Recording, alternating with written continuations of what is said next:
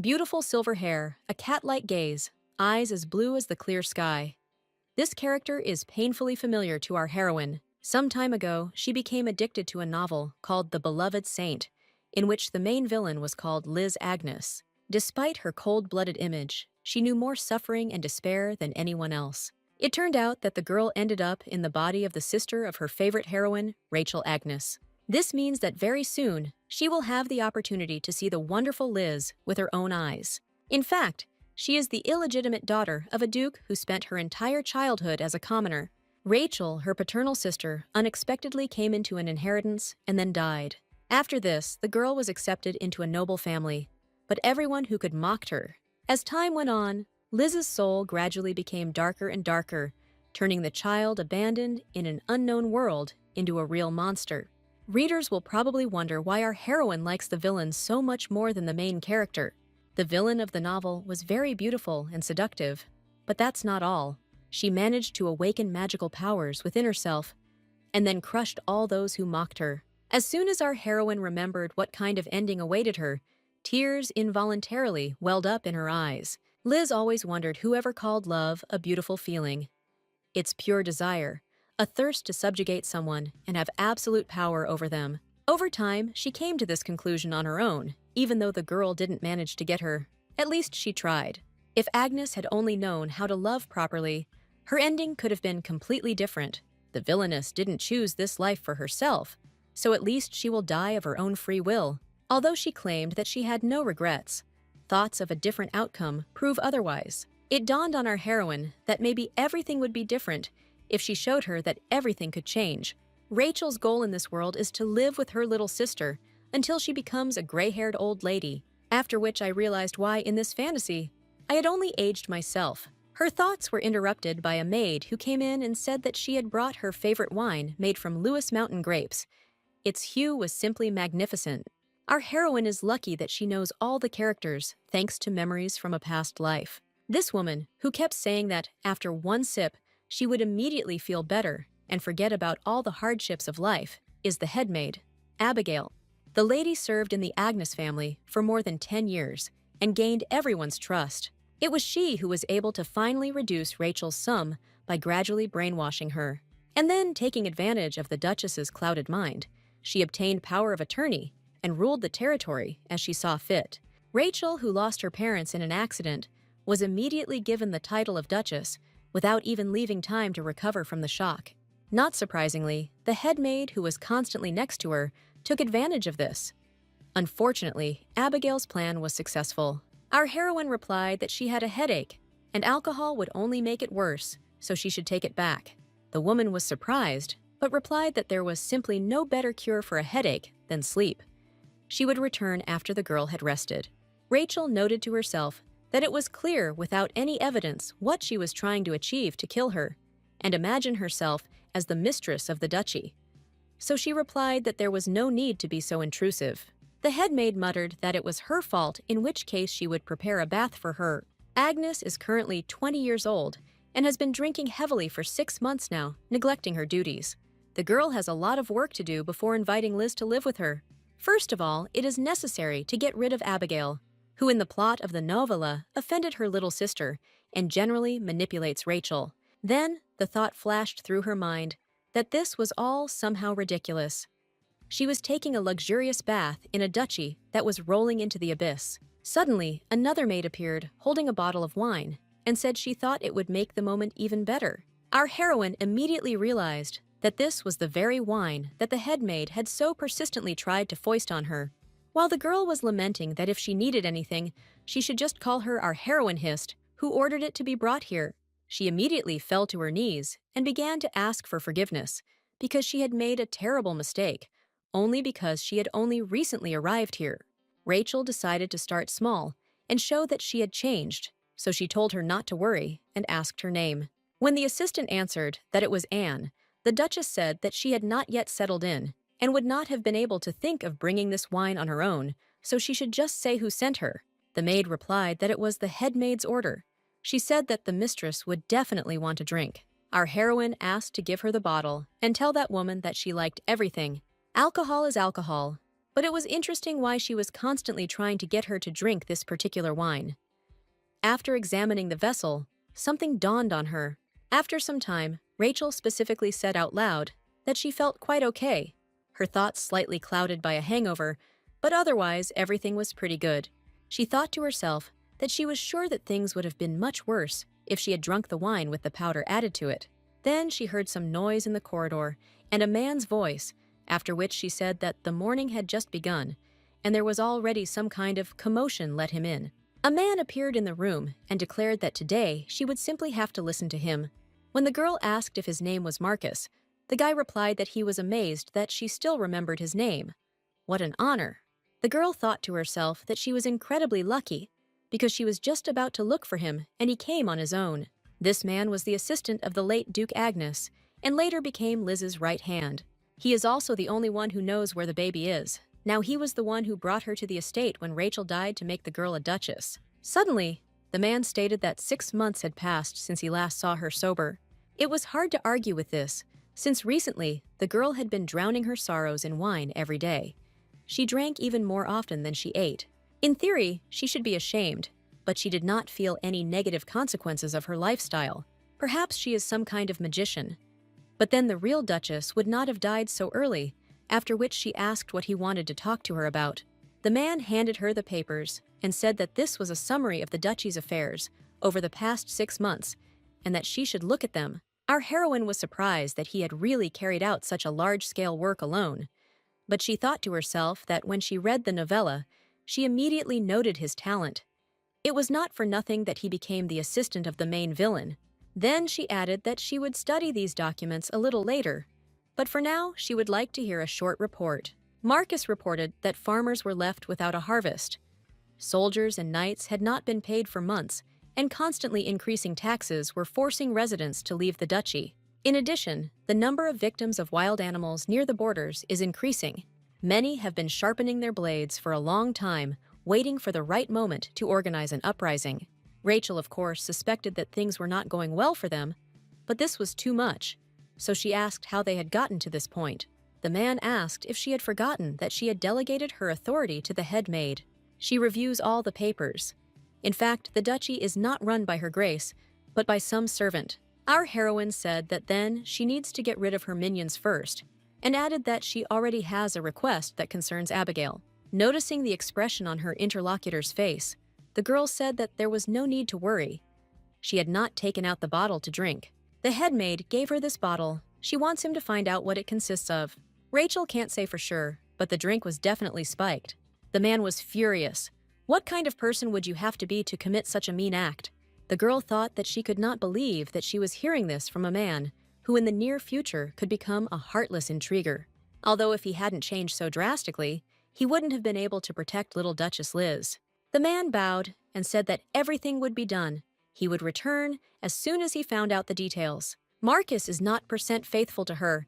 He is only loyal to his homeland and the deceased Duke. But one day he will start helping the main villain, which is why Rachel counts on him, because she knows that he will not let her down. She needs to do everything to ensure a happy future for her beloved little sister to start with. Make a list of rats that need to be poisoned. This cannot be delayed. Meanwhile, the second-in-command, Rupert Archer, said that it was simply unbearable that the captain would already pay the wages of those who still had not received them. Pouring wine, the commander of the nightly detachment, Dale Verver, exclaimed that he was at it again. Let him tell them to wait a little longer. The young man was indignant. How much longer can they tolerate this? Does he really want to say that they should just tighten their belts and continue to work for free? Dale hissed. How dare he talk to him like that? The guy thought to himself that his brain was already completely drunk. He didn't even understand what he was saying. How Agnes had gotten to this state. The commander began to call him an arrogant scarecrow and say that he would show him how to be insolent to his superiors, after which he hit him on the cheek. The young man thought to himself that he could not go on like this any longer.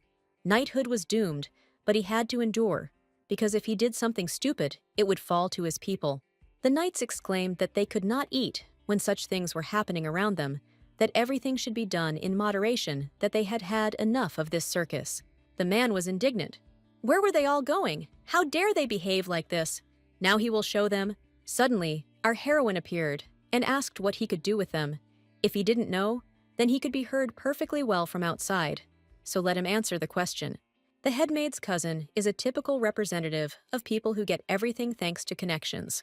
His interlocutor is a powerful knight who protected the main character in the most dangerous moments. Judging by the surrounding environment today is the day when the young man is going to leave this estate. He should not be missed under any circumstances, as he is an outstanding personality who will achieve the rank of master in the future. If she didn't keep him by her side, he would become a nuisance to Liz in the future, after which she asked if Dale wanted to pounce on him. Then she sat down on a chair and told them to start fighting, no matter what the outcome. It will not have a negative impact on them. She promises them this. The commander did not understand what was happening to her because the nurse said that she was stuffing her with medicine. The knight said that he did not want to stain his sword by fighting with him, so he would use a wooden one. The man shouted that he was an arrogant, impudent person and would make him regret everything. But the young man easily dodged his attack and knocked the weapon out of his hands. He thought to himself that he had made his move, and he would not be at all surprised if she retracted her words, considering the kind of person who now occupied the Duchess's place. But to his great surprise, the girl declared that from now on, he would be the commander of the knightly detachment. Therefore, our heroine will give him the first order. Let him send these parasites behind bars immediately. The boy thought to himself that the Duchess had finally changed.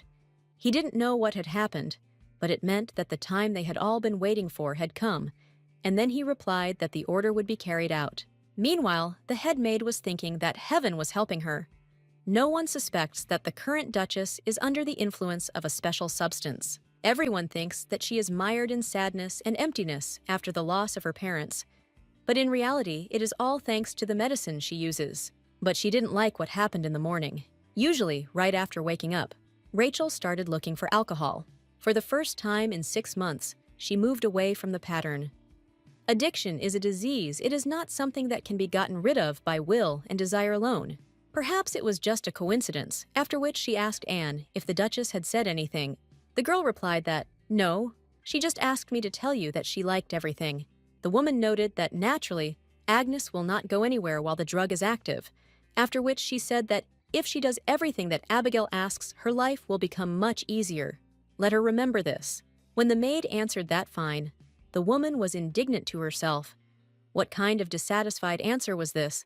Apparently, she still does not understand how things are in the estate. But it's okay, it will soon dawn on her. Another maid ran into the office and reported that the Duchess had met with Baron Renton. The woman noted to herself that this was the same person who constantly put spokes in her wheels. If she had drunk that wine, she definitely would not have agreed to meet him, after which she shouted that Anne had said that she had given the wine to Rachel. The girl replied that yes, as soon as she had given her the drink, she had told her to get out. Abigail screamed that she had asked her to make sure she drank it, then threw a plate at her head and added that she should pack her things and get out of this house. She thought to herself that she should have gotten rid of this man even earlier, after all he managed to meet her. Our heroine told the knight that no one should escape from the estate. The guy replied that he would do everything, no matter what it took. Let him not worry, his name and honor are at stake. He will definitely complete the work assigned to him. The girl thought to herself that he was overdoing it, but it didn't even bother her. Before the move, she was a person who was burdened by excessive loyalty. At that time, the duchy was in a terrible state. Even the inner detachment of knights experienced it, and the rest is not even worth mentioning. Many of those who occupied important positions were demoted, and others left the estate of their own free will. Then all the empty places were taken by the henchmen of the chief servant. They need to be caught and prevented from escaping. She remembers how hard it was for Liz because of this woman. She will appear in the duchy exactly 1 year later, and due to all the suffering she will have to endure after coming, she will become an excellent villain. But as long as our heroine is alive, she will never allow something like this to happen. After all, it was only thanks to her that the girl managed to survive the difficult times in her past life. So it's time to start catching these nasty insects, and the main culprit, Abigail. After some time, her ladyship came into her office and asked the head maid what she was doing there in her absence. The woman replied that she was cleaning and heard something happen outside, so she just wanted to go to her. Our heroine interrupted her and told the sobbing Anne to come closer to her, after which she began to say that the position of the senior servant is wonderful, isn't it? She has power and jewels, whatever you like? Abigail replied that she did not understand what she was talking about. The woman chose those that would suit her. None of this belonged to the maid. Our heroine smiled sweetly and said that it meant it all belonged to her. How wonderful. At the same moment, a knight materialized behind the woman and put his hand on her shoulder. When she was captured, the woman screamed, "What happened? Why is she doing this to her all this time?" Abigail was devoted to her, and now they made a sinner out of her. The Duchess then turned to Anne and said that she would soon need her help. After Abigail's arrest, the question of returning the employees who had been demoted arose. The first to arrive back were the butler and the former maid. Rachel promoted her to senior maid and gave her a list of tasks: hiring staff, maintaining the estate, checking inventory, and food supplies. As a result, all the economic affairs of the estate were entrusted to the two of them.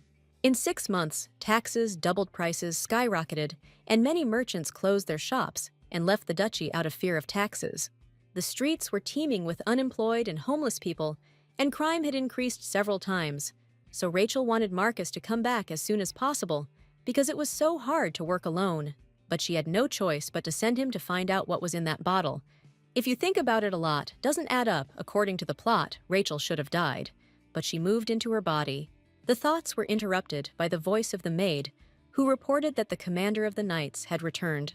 When the girl saw the carriage with a large number of chests, she was surprised that in 6 months she had managed to appropriate so much for herself. But the guy objected that this was only a part he simply brought, only what was lying in a visible place. The girl replied that in principle, if the savings did not exist, it would be much stranger. This search would definitely benefit their financial situation. The waiver estate land could only be obtained after a guilty verdict from the court, so now was not the time. When our heroine asked if Abigail was still silent, the knight replied that yes, she was now being tortured with interrogations, but she was not saying a word. The Duchess noted that the woman was holding on with all her might, because one wrong move could destroy her entire family. The young man hissed that taking someone else's food was already a serious crime, and she even dared to slip something into her drink, and this could not be left unpunished. After which he handed her the documents and said that they had also managed to buy a house in the capital. The owner was listed as Dale Verver. Rachel muttered that she needed to check what his salary was. She thought to herself that the strong knight Rupert was quiet and calm like a bear, but she saw that he had also suffered a lot. Therefore, she said that because of her, they all had a hard time, but the young man immediately objected that this was not so. But Rachel knew that not only the people in the estate, but all the inhabitants of the duchy suffered because their mistress had shifted all responsibility onto such a treacherous man.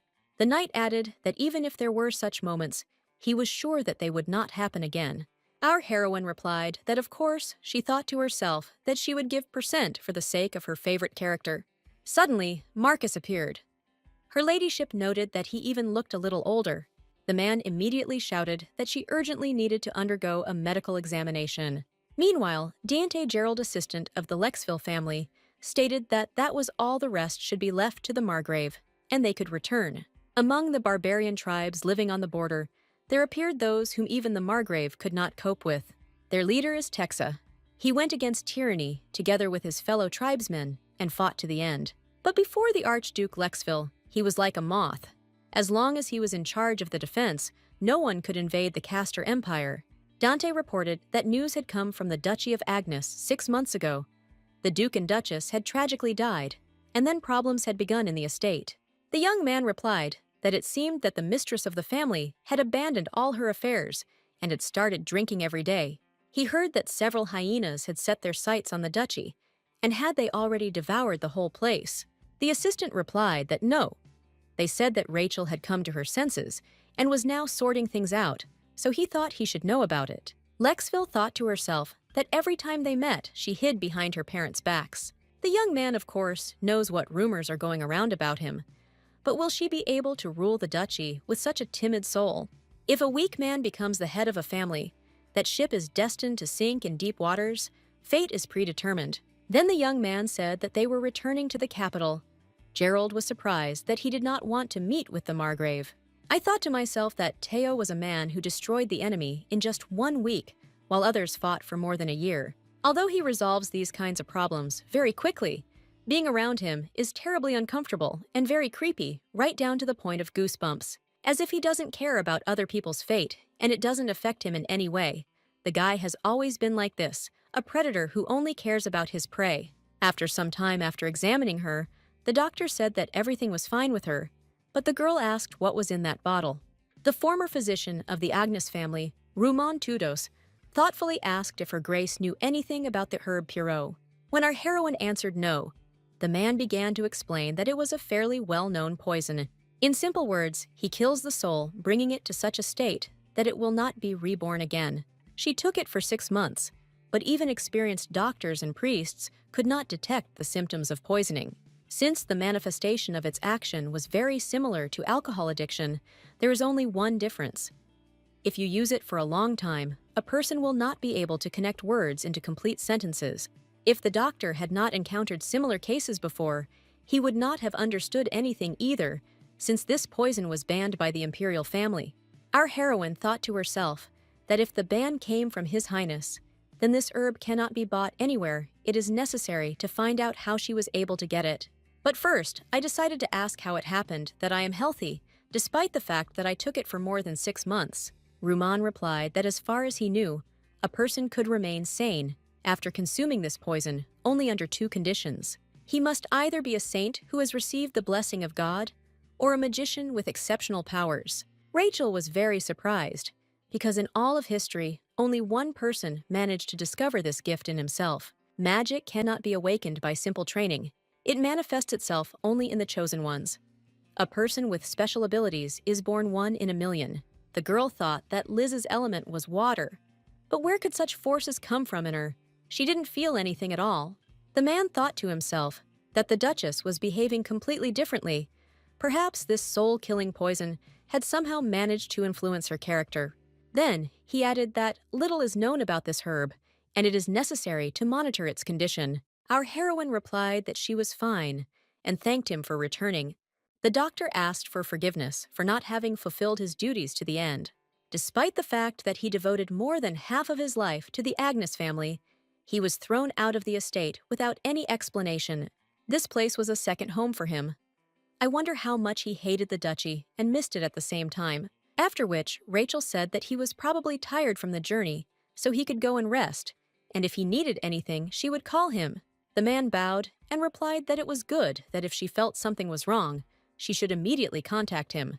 A maid came after him and said that she had received letters and had selected the most important ones. The girl immediately noticed the red envelope that came from the imperial family.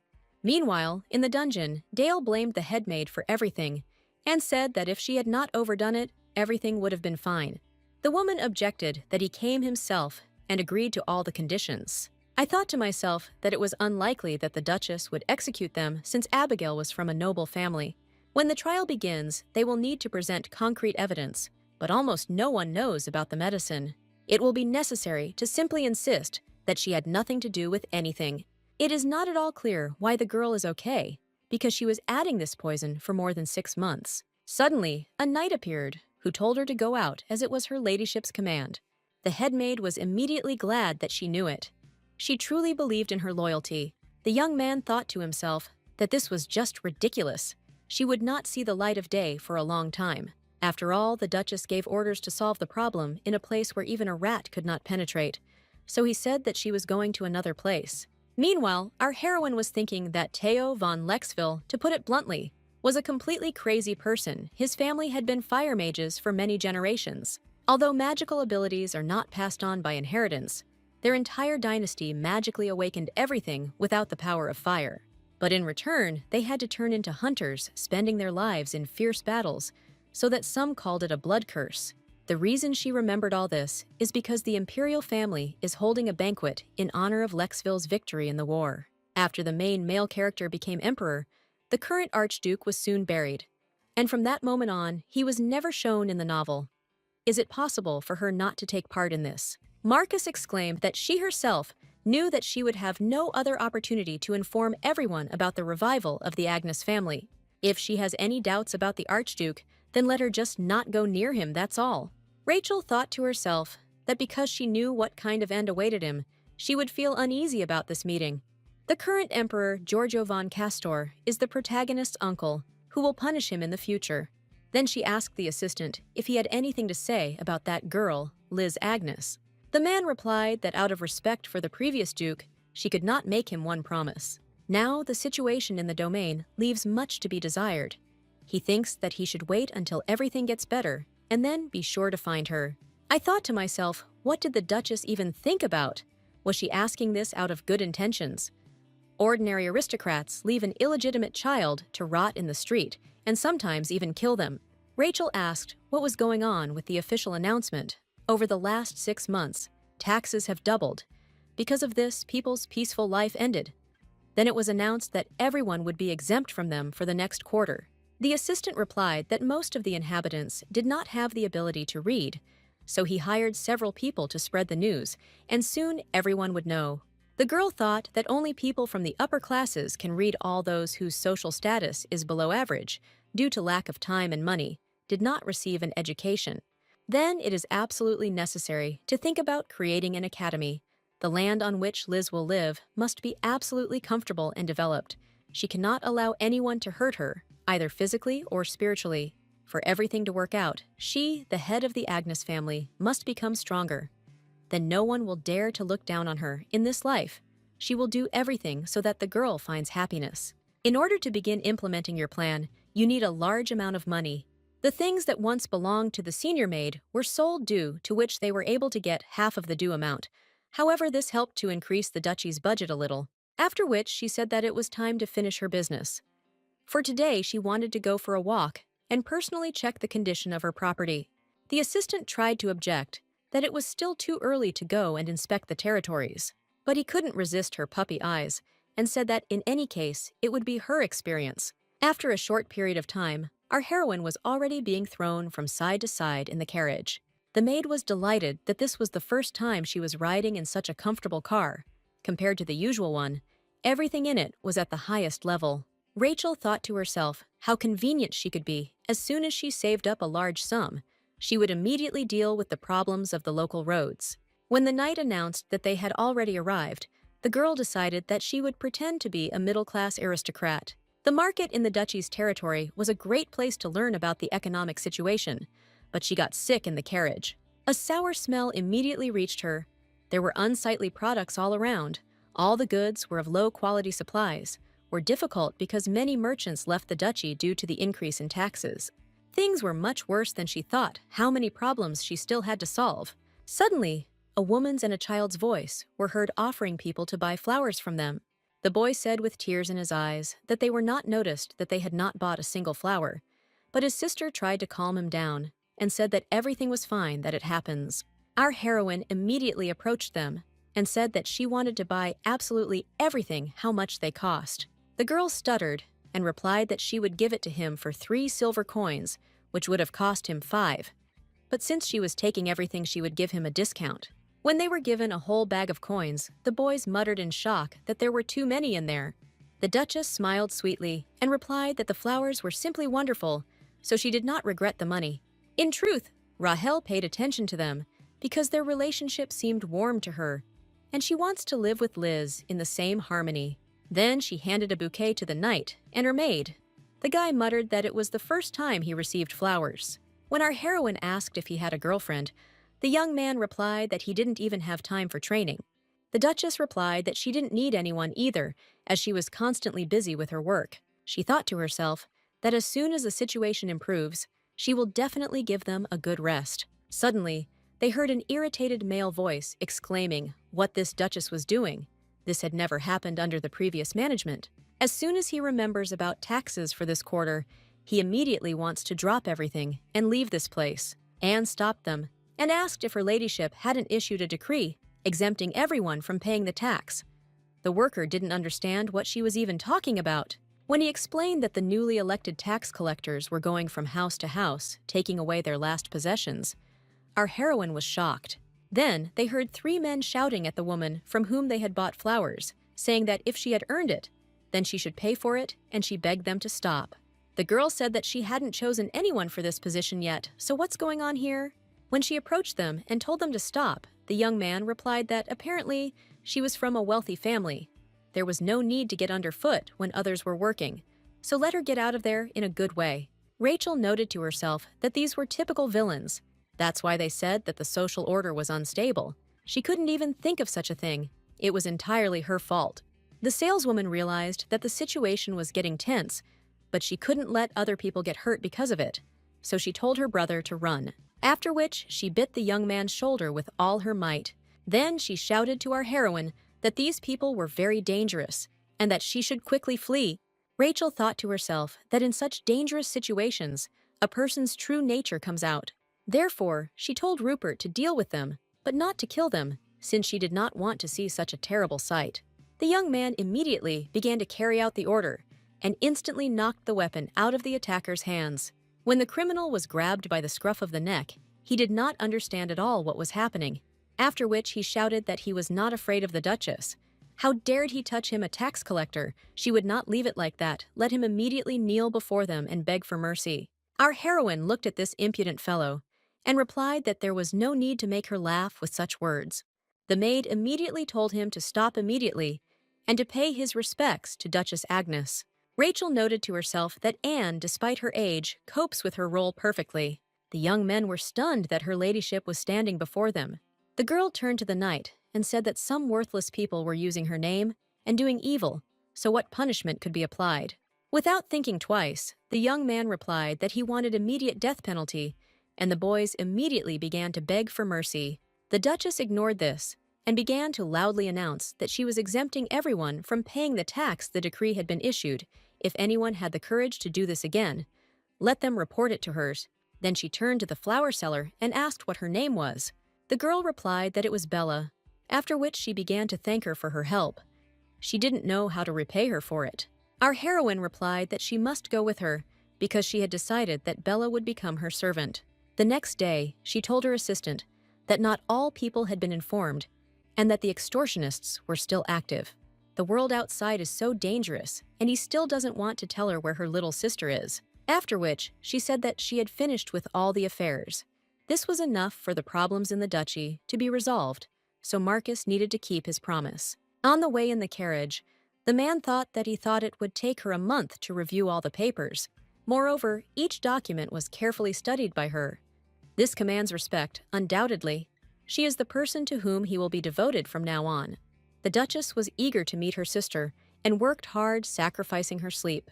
The maid asked our heroine that she was probably very worried. The girl replied that of course, because very soon she would have a family. Anne thought to herself that after the Duchess's parents died, she was completely alone. Apparently, she was very lonely. When they arrived at the place, Rachel began to worry about how to introduce herself, because the first impression is very important. And the man was asked if maybe he should go in first. While the girl was indignantly answering that she had to do it herself, a little girl crashed into her. They shouted after her that this little brat was incredibly annoying and that she should get out of here. In this little girl, who was choking with tears, our heroine immediately recognized Liz. The baby believed that man is a very fragile creature. He tries to survive in various ways in order to satisfy his desires. Because of this, in her eyes, his life seems tiny. Why does everything come so easily to a saint? She doesn't have to get her hands dirty to get everything she wants. She has never received the warmth that others so freely give her, and she has never known what peace is. When the little girl calmed down a little, she noticed that the girl's hair was the same color as hers. Our heroine replied that yes, she can touch them if she wants. They are the same silver shade. Then I noticed that the girl was very sad, poorly dressed, and dirty. Then a woman appeared and screamed that she should just try to come here one more time, after which she turned her attention to the Duchess and asked who she was and what she was doing here. Our heroine hissed that she was the sister of this little girl. 8 years ago, when all the flowers in the garden were in bloom, a child was left near the gate. The note said that they would send money every month to take care of her and raise her healthy. Her name was Liz. The woman, of course, suspected that she was the illegitimate child of some titled family, but this was the daughter of unusual rich people. If you try hard enough, you can shake a considerable sum out of her. Although she is not very bright, but I am sure that this is an indecently rich family. This is obvious because she is able to hire knights for herself. Our heroine muttered that she wanted to thank him for looking after her sister all this time, but she wouldn't do it. The woman said that the baby was just being capricious, so she decided to scold her for it. Rachel went completely berserk and hissed at her to shut her filthy mouth, after which she asked whether they hadn't sent her money every month for maintenance. The man replied that yes, after the death of the previous owner, he had sent funds from his own pocket. But the last couple of months have been very busy, so it didn't work out. The Duchess thought to herself that it was immediately obvious that the girl had been hurt much earlier. One look was enough to understand it. Then she turned to the girl and asked if she wanted to go with her. Rachel is really her sister, because they are very similar, especially their hair and eyes. She thought to herself that she would give her the warmth that she had dreamed of so much, as well as the peace that she had never felt before Liz would feel all this next to her. The little girl clarified that even if she had some oddities, they would still take her away. The girl replied that it didn't matter to her if she wanted to stay with her, she would put up with anything, after which she added that now they can go home. Everything will be fine. Finally, Rachel ordered the young man to deal with this woman. On the way, our heroine examined the baby and thought that she was so exhausted and thin. In the novel, it was written that Liz had an ordinary life as a commoner, but after what she saw, she won't let anyone talk like that anymore. In her past life, when the girl wanted to give up, only the villainess inspired her. Her very existence is a miracle. She wonders what kind of life she lived in a world unknown and alien to Rachel, what she had to endure. After which she smiled and said that everything was fine, and that now everything would be completely fine with her. An aristocrat always has several types of dishes on his table, depending on what kind of food it is. It is served in special dishes, and they are all eaten differently. It's unlikely that Liz knows about this. It's good that our heroine asked to prepare something simple in advance. Rachel felt full for the first time, just by watching someone else eat. Aristocrats are used to keeping things that they value, for example, fountain pens, clothes, toys from childhood.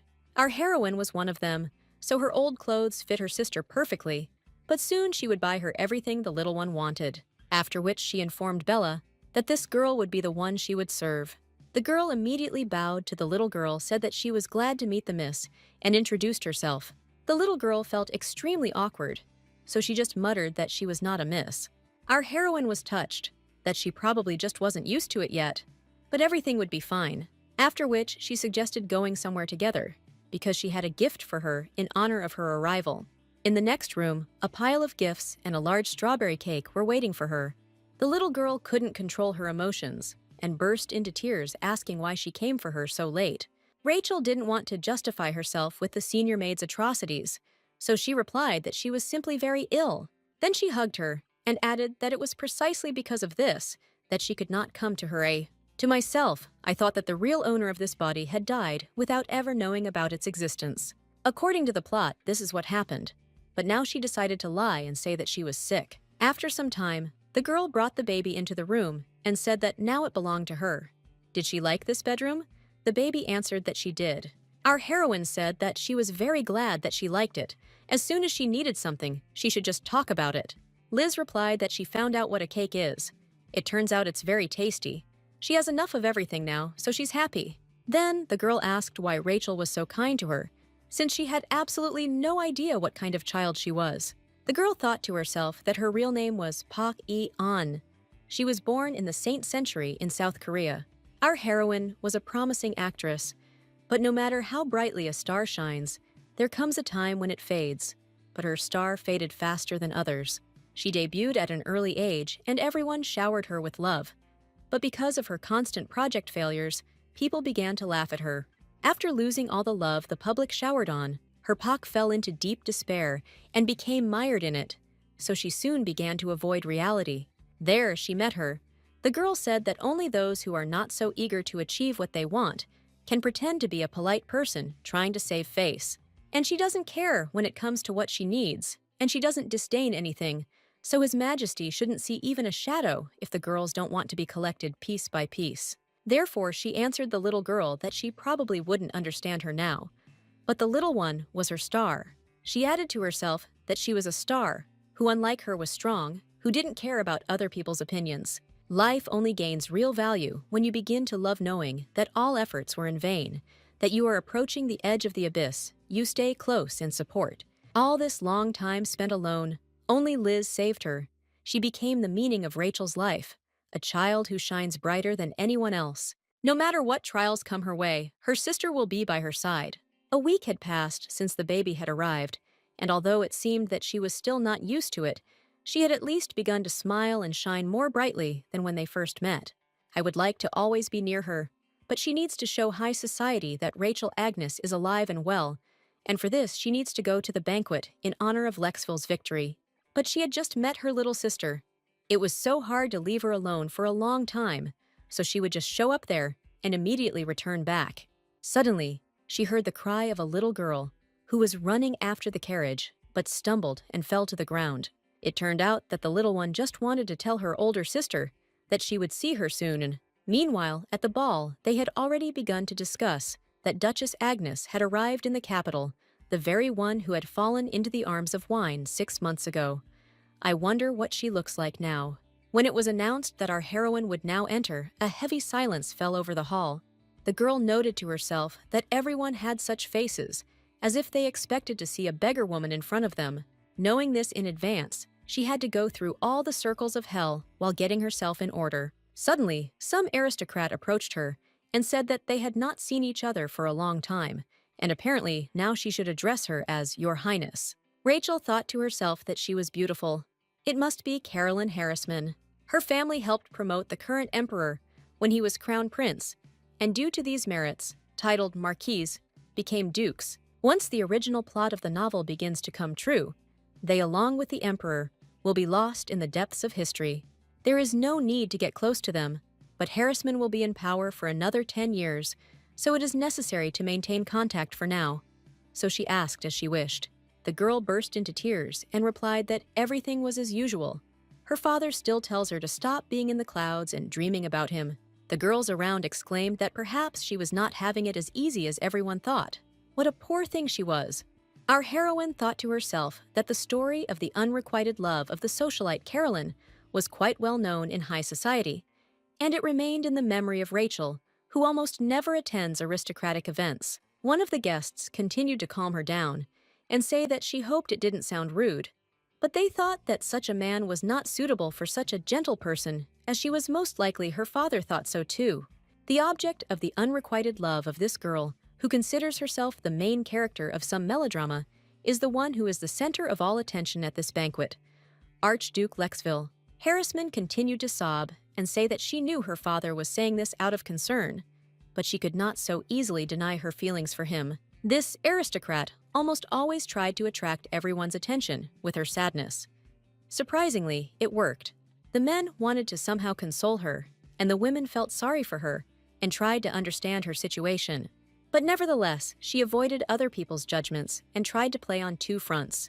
Our heroine worked in the media industry and saw people like her almost every day. Suddenly, it was announced that the son of the empire had arrived, His Majesty the Emperor, Giorgio von Castor, and the Archduke of Lexville. From Rachel's vague memories, our heroine understood that he was handsome.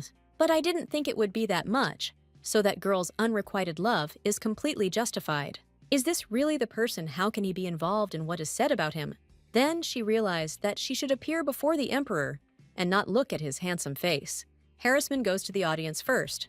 Rachel will be next in line. Suddenly, a man noticed our heroine and exclaimed that this was Duchess Agnes. How is she doing? This was a representative of the Market Cavendish family. This family tried to conflict with the previous Duke Agnes at any opportunity, so you shouldn't mess with them and get into trouble.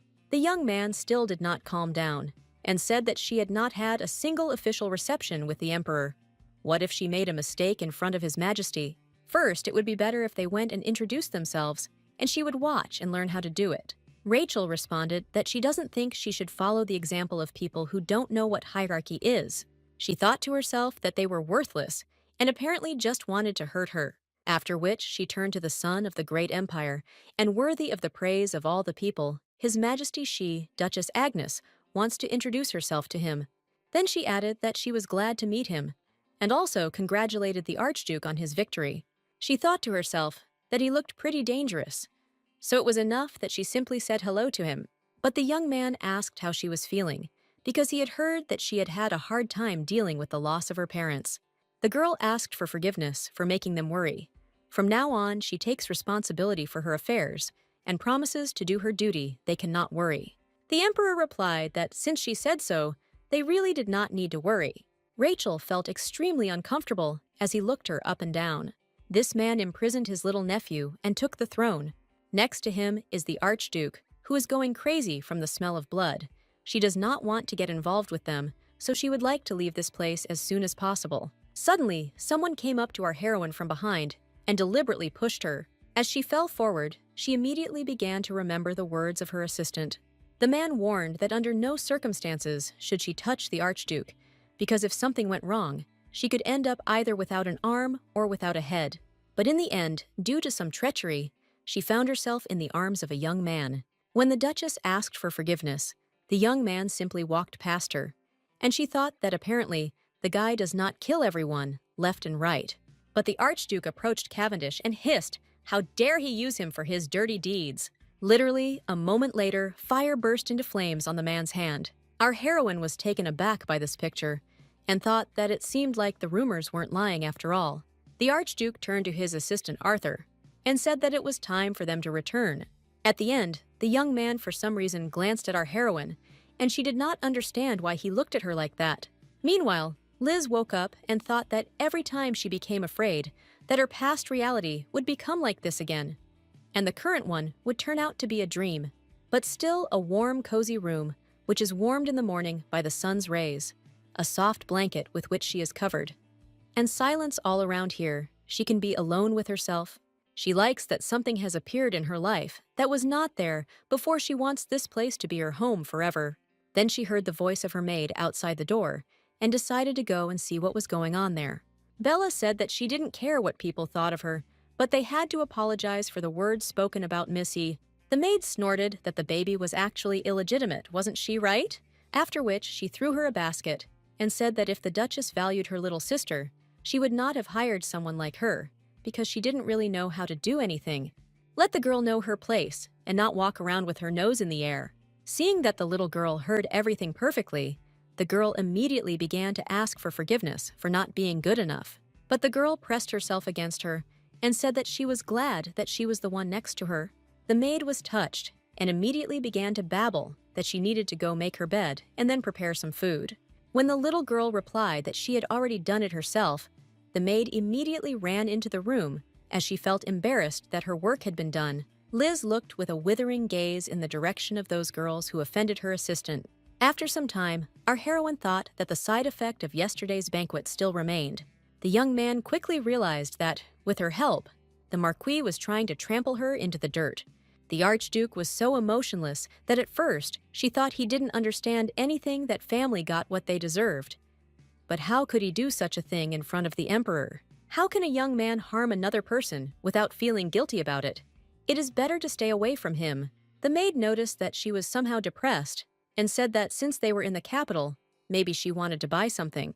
Perhaps some gift for the young miss. She will be very happy about it. After a while, Rachel said that she would like to take everything that was sold there. Suddenly, Carolyn's voice was heard behind her, saying that she didn't think she would meet her here. Our heroine didn't understand who these people were behind her, fans or something, so she muttered that she was still here. Harrison replied that she wanted to stay in the capital for a while. She hadn't seen her friends for a long time, so it would be a shame to arrive and leave right away. She hadn't been anywhere for a long time. Such a chance rarely comes, so she wanted to have a good time. Listening to this endless stream of words, Rachel thought to herself that it was sucking all the energy out of her. The girl added that their meeting with her was fateful. Perhaps she would also join them because they wanted to arrange a small banquet at her estate. Carolyn would be very happy if our heroine attended their celebration. After some time, Rachel thought about the fact that she had prepared tea for everyone and a glass of red wine for her. The girl said that she thought she would like it, so she put it there unless something was wrong. Our heroine hissed that she was very glad that the girl thought about her preferences. Harrison exhaled and replied that great. She was worried that she had done something wrong, after which she loudly asked everyone if everything was okay after yesterday. The boys picked up that Carolyn was very worried because Agnes almost got hurt. The Archduke has a bad reputation. Rachel thought to herself, "What kind of concern are you talking about? Apparently she is trying to achieve something, that's why he is so polite to her." After which she thanked them for not remaining indifferent. As everyone can see for themselves, everything is fine with her, so there is nothing to worry about. When the young lady asked if she knew the Archduke, our heroine replied that they had met a couple of times at official meetings. Harrison muttered that it was very strange, the boy had never been like this before. Agnes didn't understand what she was trying to achieve. Maybe she wanted to know why he didn't attack her in a fit of anger. Was this moment really that disappointing to her? Carolyn added that she had long been interested in the Archduke, and so she thought that maybe there was something between them that she didn't know about. Then the circus with tears began again. Everyone around began to say that His Highness also knew about her feelings, so there was no need to invent anything extra. Everyone had heard that she had been in love with him for a long time. Harrison immediately calmed down and thanked for comforting her. She is surrounded by such kind people, so she is a happy person. Rachel couldn't resist asking if they wanted to tell her that she needed to apologize for being unharmed. The girl immediately asked for forgiveness for their rudeness. They were probably just scared when they saw her tears. Rachel thought to herself that she didn't need to establish connections with her family, but if she appeared in a bad light now, then her sister would have a hard time in society too. After which, smiling sweetly, she asked why she was asking for forgiveness. Only for their rudeness. Had she really completely forgotten about the rudeness on her part, Agnes was not going to indulge her. Then she turned over the glass of wine, said that it was delicious, and thanked him for the hospitality. Meanwhile, while washing himself, the young man asked if anything had happened during his absence. The butler replied that everything was fine. The palace was calm. Gerald was indignant that he needed to be more decent. Wasn't His Highness even ashamed? The Archduke replied that this was his estate, so he walked as he saw fit. Count Arthur Jorgent, who was a knight of the Lexville family, picked up on what he really liked. Dante did not calm down and shouted why he was constantly causing problems. Why he even set fire to the hand of the Marquis of Cavendish. The guy replied that he didn't start this conflict. That person wanted to use him. Apparently, he has several lives. He should have been more careful. The assistant thought to himself that the further he went, the worse the rumors about him became. He was eating people alive. He was taking a bath in human blood. He was enjoying killing others. When Arthur exclaimed that he thought everything was fine, he immediately got hit on the head with a book. Lexville asked them to stop and said that something needed to be done to let everyone know about Rachel Agnes. The young man wondered if he really had a grudge against this family. Apparently, one of the duchies would soon disappear from the face of the earth, after which he added that he would immediately take care of this issue. The young man thought to himself that he was sure that when he touched her, the curse had responded, which binds the Lexville family, which cripples it from the inside and makes it thirst for blood as if what it demanded had finally appeared. His father told him that he would soon follow in his footsteps because the family curse is immortal. Death is already waiting for him. There is no point in running from fate. The boy will disappear in the flames. The personal maid ran up to him and tried to cover his eyes with her hands. But the baby still saw the man burning in the flames. It is necessary to check whether it seemed to him or whether she really is the one who can free him from the shackles of evil fate. Meanwhile, our heroine returned home and thought about how tired she was. She was met by the head maid, Ellis Visser, and said that she would report on everything that happened in the estate during her absence. They organized the supply of products along a reliable route, conducted many interviews to select employees, and placed them throughout the estate. But the butler will tell you about the mansion separately. There was also some problem. It concerns the new maid she brought. She is being bullied by the other maids. When asked how the lady would act in this situation, the girl replied that she would observe first, and that Liz would face more than one obstacle ahead. Many maids can do their jobs perfectly, but from Bella, she expects not just a job well done. Her sister's future will depend on her growth. No matter how hard she tries to protect the baby from harm, there will come a time when she simply won't have time to do it. Therefore, Bella must become Liz's confidant for such cases and be able to stand up for herself and for her. This is all just for my sister, for her comfort, happiness, and peace. Meanwhile, the woman woke up Cavendish, who was having nightmares, and told him that news had come from his father. He said that he had tolerated Agnes's antics for a long time, but the time had come to put them in their place, given that a convenient opportunity had arisen. After all, it all happened because of that girl. She will make sure that that impudent girl cannot sleep from fear. The next day, Marcus reported that Greywood had declined the meeting for this reason. The girl thought to herself that he really knows how to ruin your mood, for from the very morning she needs to think about something pleasant. Liz looked so cute when she woke up. She was so happy with the toy she was given. The man did not let her think about her own things, but subtly hinted that it was necessary to resolve work issues. So Rachel replied that she should try to find another organization of traders. Even if it is small, it is very important for the restoration of their territory. Many merchants left the territory, which caused most people to lose their jobs, and there was a shortage of goods due to supply problems, so prices for them skyrocketed. She intended to solve this problem, so she invited the traders to their territory to discuss the terms in advance. The largest guild, Greywood, which the girl had high hopes for, suddenly decided to cancel the meeting, and the reason for this was their mistrust of the Agnes family. So I told Marcus to find out why they suddenly changed their minds. It's bad if they start having problems early on. There should always be a way out. If plan A doesn't work, you need to go to plan B. She thought to herself that even if she were a tyrant like the Archduke of Lexville, she wouldn't be doing this now, and everyone would still bow their heads before Liz. There are 4 duchies in the empire. The lion is Agnes. The deer is Nos. The snake is Harrisman. The falcon is Lexville, although the latter would be better suited to a black raven. And most importantly, the Duchy of Nos has the best smelting technology, twins born with one soul split in 2 by the hatred of God. In this world, they are spoken of as such. The grandchildren of Duke Nos were born as such children in order to protect them. The family did not declare itself for 7 whole years. This invitation to the banquet was sent by them to tell the world that they had awakened from their sleep. Our heroine is not a tyrant like the Archduke, but she will do everything in her power. She needs to attend this event and stop the tragedy that could happen. A historical event, twins come out into the world, and there the Nose family will lose one of them. Meanwhile, Gerald reported that he had gathered information about the Duchy of Agnes. Although the current situation has improved, some problems still remain their weak point, being trade. They negotiated with the Greywood Guild, but the attempt was unsuccessful. That's all that is known today. The Duchess has little choice.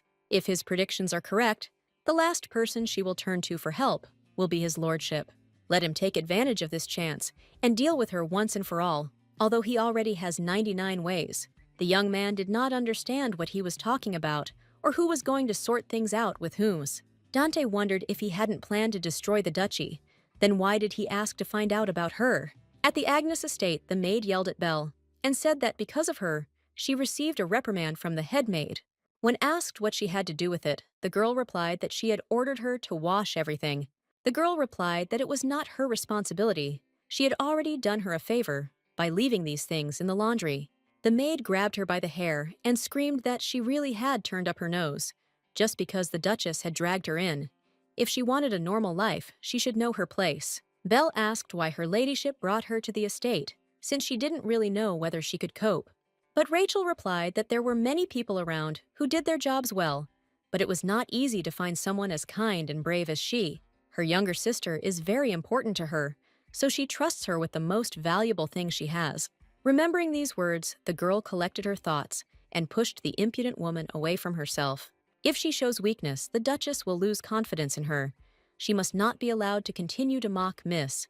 This must not be allowed under any circumstances. Liz suddenly appeared and asked what they were doing there. Approaching her personal maid, the girl whispered to her if she wanted this girl to disappear. This maid is bad, she constantly bothers her and doesn't leave her alone. Bella replied that she was just really angry. But if you look at it from her side, she probably really is an eyesore. After all, she studied, built a career, passed the interview, and got here. And the girl is here thanks to the Duchess, but still does not consider it right, that it is necessary to vent his anger on her. She thought to herself that it was also important for her to learn something. She didn't want others to doubt the Duchess's love for her little sister because of her. The girl thought to herself that she wanted that girl to disappear. She was not such a kind child as she seemed at first glance. The baby actually has a dark and cold soul, a strange, unpleasant child. Liz doesn't know why her sister, who shines like a star, showers her with her love. She doesn't understand why. The first toy Rachel gave her got a scratch on it, and it's starting to make her really angry. The saleswoman exclaimed that she was grateful that her ladyship had dropped in to see her. She thought that the girl had already forgotten about the existence of her studio, which is why she had managed to get upset. Our heroine replied that there was no more talented designer in these parts than Madame Eliard. so how could she forget about her? The woman replied that Rachel hadn't visited her for a long time, so she thought that perhaps she had offended her in some way. So thank you for delighting her with your presence again. The girl thought to herself that the power of wealth and power was simply amazing. It was constantly trying to flatter her. Then the lady brought a cup of tea and said that she had prepared it, especially for her. These tea petals are of the highest quality. After which she asked if she visited her studio this time because of this cute girl next to her. Our heroine replied that she also needed to pick out some things, but first of all, they were looking for outfits for Liz. The woman noted that the girl was so pretty that the dress that had just been delivered would suit her perfectly. She specially prepared it to show them, but for safety reasons, it cannot be taken out yet. When Rachel was told she needed to go to the workshop, she asked to attach a person to her sister so the baby could look. After they left, an assistant appeared who stated that she was the same little girl of Aunt Anne's. Everyone said that she was either killed or kidnapped, but she looks noticeably better. Liz found her face familiar and began to remember the moment when her guardian pulled her hair and screamed that she had stolen potatoes from their house. In the background stood this very woman who silently watched and did not try to help in any way. Therefore, the girl asked him to leave her alone in a nice way and not to pester her with stupid conversations. The assistant still didn't calm down and replied that she had scared me too, since they had met again. Then let him do a good deed for her. She needed to buy more clothes because they had such a good relationship in the past. I thought to myself that I couldn't ask such a thing of a girl who wasn't even considered a human being. It would hurt her pride. But if she doesn't fulfill the monthly quota, then Madame will fire her. But this way, she will be able to keep her job. On this street, everyone clings to the status of even the person passing by. If he is dressed in cheap, simple clothes, then he is escorted away from that place. The most influential studio here is Iliard. She went out of her way to get a job there. She managed to get to this street with great difficulty. She should become rich and walk with her head held high. The little girl thought to herself that she absolutely did not want to meet any person who had anything to do with her past. After all, it seemed that while she was in a sweet dream, she was being forcibly returned to a cold and cruel reality. The woman was furious that she was silent for so long. So she shouted, asking if she was even listening to what her older sister was telling her. The little girl silently took the saucer with the cup of tea in her hands, after which she threw it with all her might towards the cellar, and the fragments and drops flew in different directions. The girl screamed that she was sick in the head. Did she even know how much it cost? The little girl took another glass of liquid in her hands and said that she has only one older sister who loves her very much. Pouring the contents over her head, the little one hissed, which seemed to warn that it was better not to touch her. Rachel thought to herself that the wounds she had received in the past did not heal as easily as she thought. This became clear when she saw her expression. Why can't people treat her with care without causing pain? Is it all because it is necessary to create a villain for the plot? Therefore, our heroine became completely furious and was ready to tear the culprit to pieces. The little girl cried and said that this woman said that she had no right to be here, that her level was not appropriate, and that she did not know her place. Agnes thought to herself that she was constantly offended by people. She was disappointed in them every time. No matter what the girl said, now it would not help heal the emotional wounds. Therefore, she whispered that she should remember one thing. She should not allow anyone to make fun of her, because her little sister is the most precious person to her, and she should not forget this. After some time, our heroine arrived at the event where she was greeted by Noel Nossi and also Gel Nos, who were as similar as two peas in a pod. The man thanked her for coming to visit his grandchildren. These treasures appeared at the end of his life. Listening to all this, the girl thought that after recent events, she was even more convinced that she needed strength, so that no one dares to offend Liz again, so that she does not have to cope with everything on her own. She needs to completely protect her from problems. In any world, power is the most powerful weapon, so it simply must make the Agnes family stronger than before. First of all, you need to make connections. Duke Nos is one of the 4 high-ranking aristocrats. You need to gain his trust for this. You need to save one of the twins who is supposed to get into trouble today. And in general, helping people is a very important thing. There is one catch though. Duke Noel Nos is the second male character in the original Beloved Saint story. The main character asks him for help to destroy the Agnes family, but he closes himself off from the whole world, blaming himself for the death of his brother. The girl told him that she saw that he had suffered for a long time, but it was not his fault. God had simply called him to himself a little earlier. There was no need to reproach himself. Her small hands and beautiful speech saved Noel's inner child from eternal wandering in endless darkness. Everyone loved the saint. One word of hers could melt the eternal ice in the heart of the main character. Liz said that if a person puts on airs, then he is not so eager to achieve what he wants. Rachel was desperate when she drank poisoned wine in the novel, and her body started to freeze, so she wants to show her the love she so longed to know, so that she can be happy. Then our heroine handed the boys small gift boxes. But when the boys saw that there were whistles there, they could not hide their disappointment. The man said that it was a wonderful gift. It could help them if they got into a dangerous situation. Rachel added that no one knows where the children might run off to, and what might happen to them. But watching her little sister, she decided that it would be a good idea for them to have one with them. The Duke was surprised that she had a sister. The girl explained that she had recently brought her home. Liz is 8 years old. She is very kind and sweet. Nose noted that it must have been hard for her, so why didn't he take her with him? She's almost the same age as his twins. It would be nice if they became friends. Rachel thought to herself that he seemed like a normal grandfather who loved his grandchildren, and then replied that she had had etiquette lessons, so if he didn't mind, she would bring her next time. The old man smiled and replied that of course etiquette could be learned over time, so there shouldn't be any problems in the future. The girl thought to herself that by moving into Agnes's body, she had completely changed the original plot, Let the Saint Forgive, but she must save these little ones. Although this will be done in part for the good of her sister, she cannot watch children suffer at such an early age. Meanwhile, one of the kids accidentally bumped into the young man and immediately asked for forgiveness for it. Mason Vilber, the second son of the Marquis, exclaimed that these were the same brothers. It was not proper for a boy to carry a doll around with him. It turned out that they were actually twins with their own quirks. Our heroine heard some commotion and wondered what was going on there. One of the boys had tears in his eyes. He thought to himself that from the very beginning, he did not want any kind of celebration to be held on the occasion of his birthday.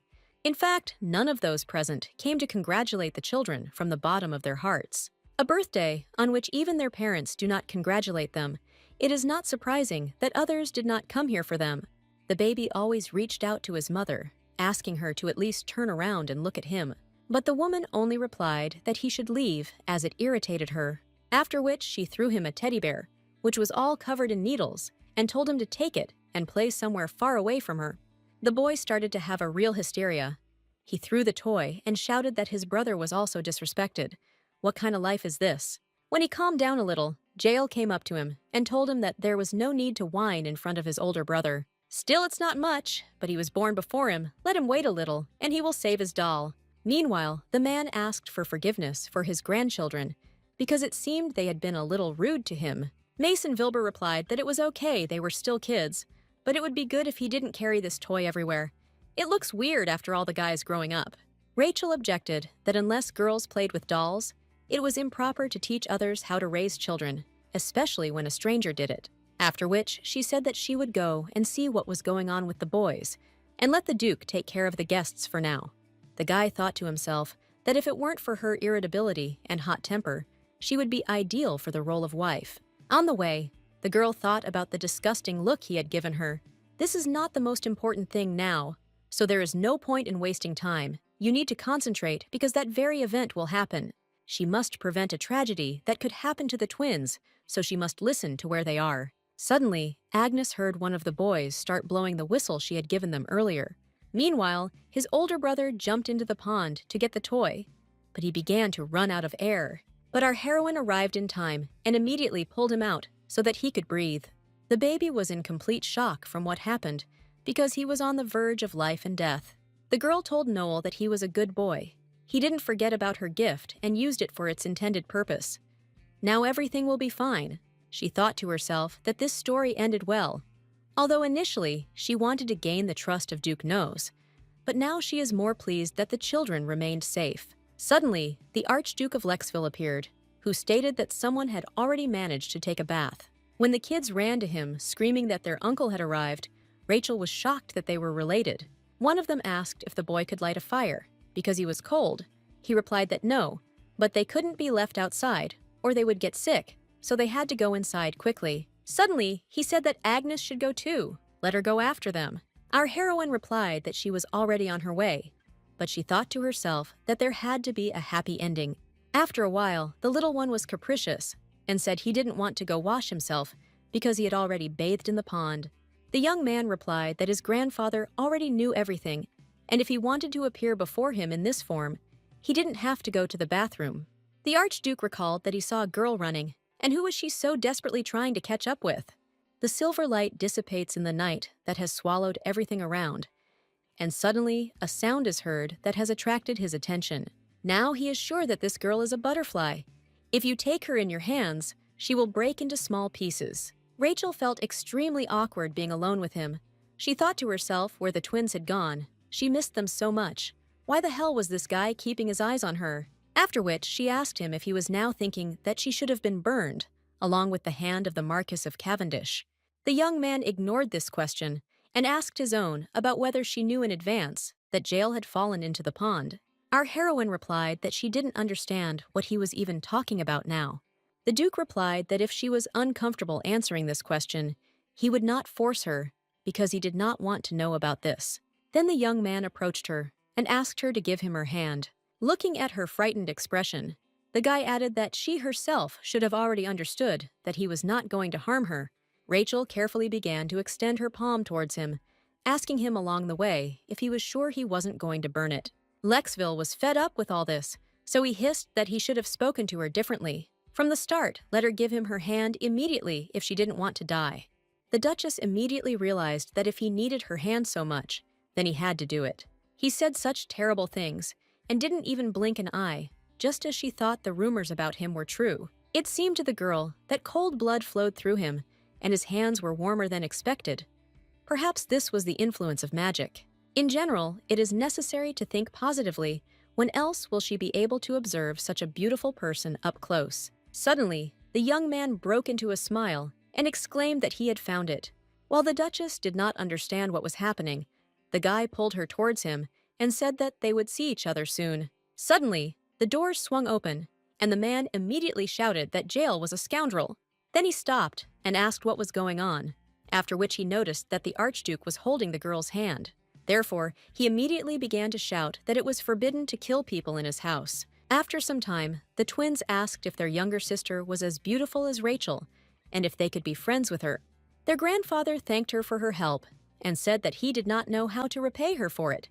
If he needed something, they would help her under any circumstances. The girl thought to herself that she had managed for an inexperienced duchess. It was impossible, but she was able to gain their favor and tied them with strong bonds.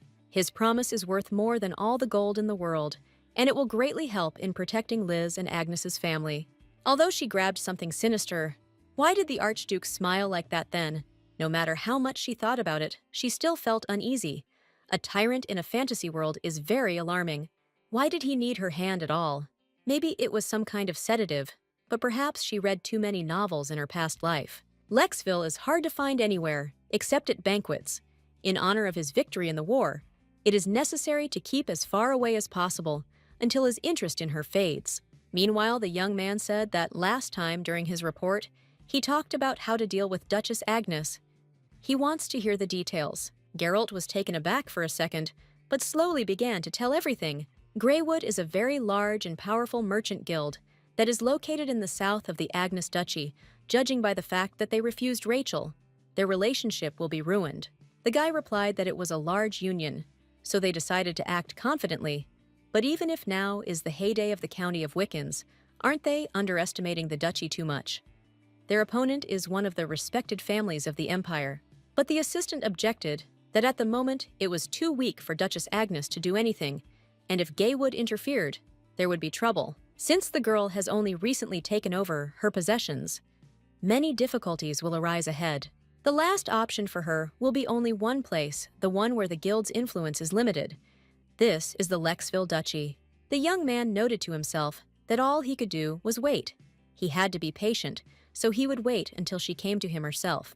Meanwhile, Count Wiccans was screaming that he would never forgive this girl. His son-in-law was left without an arm, and now he was forced to live this life.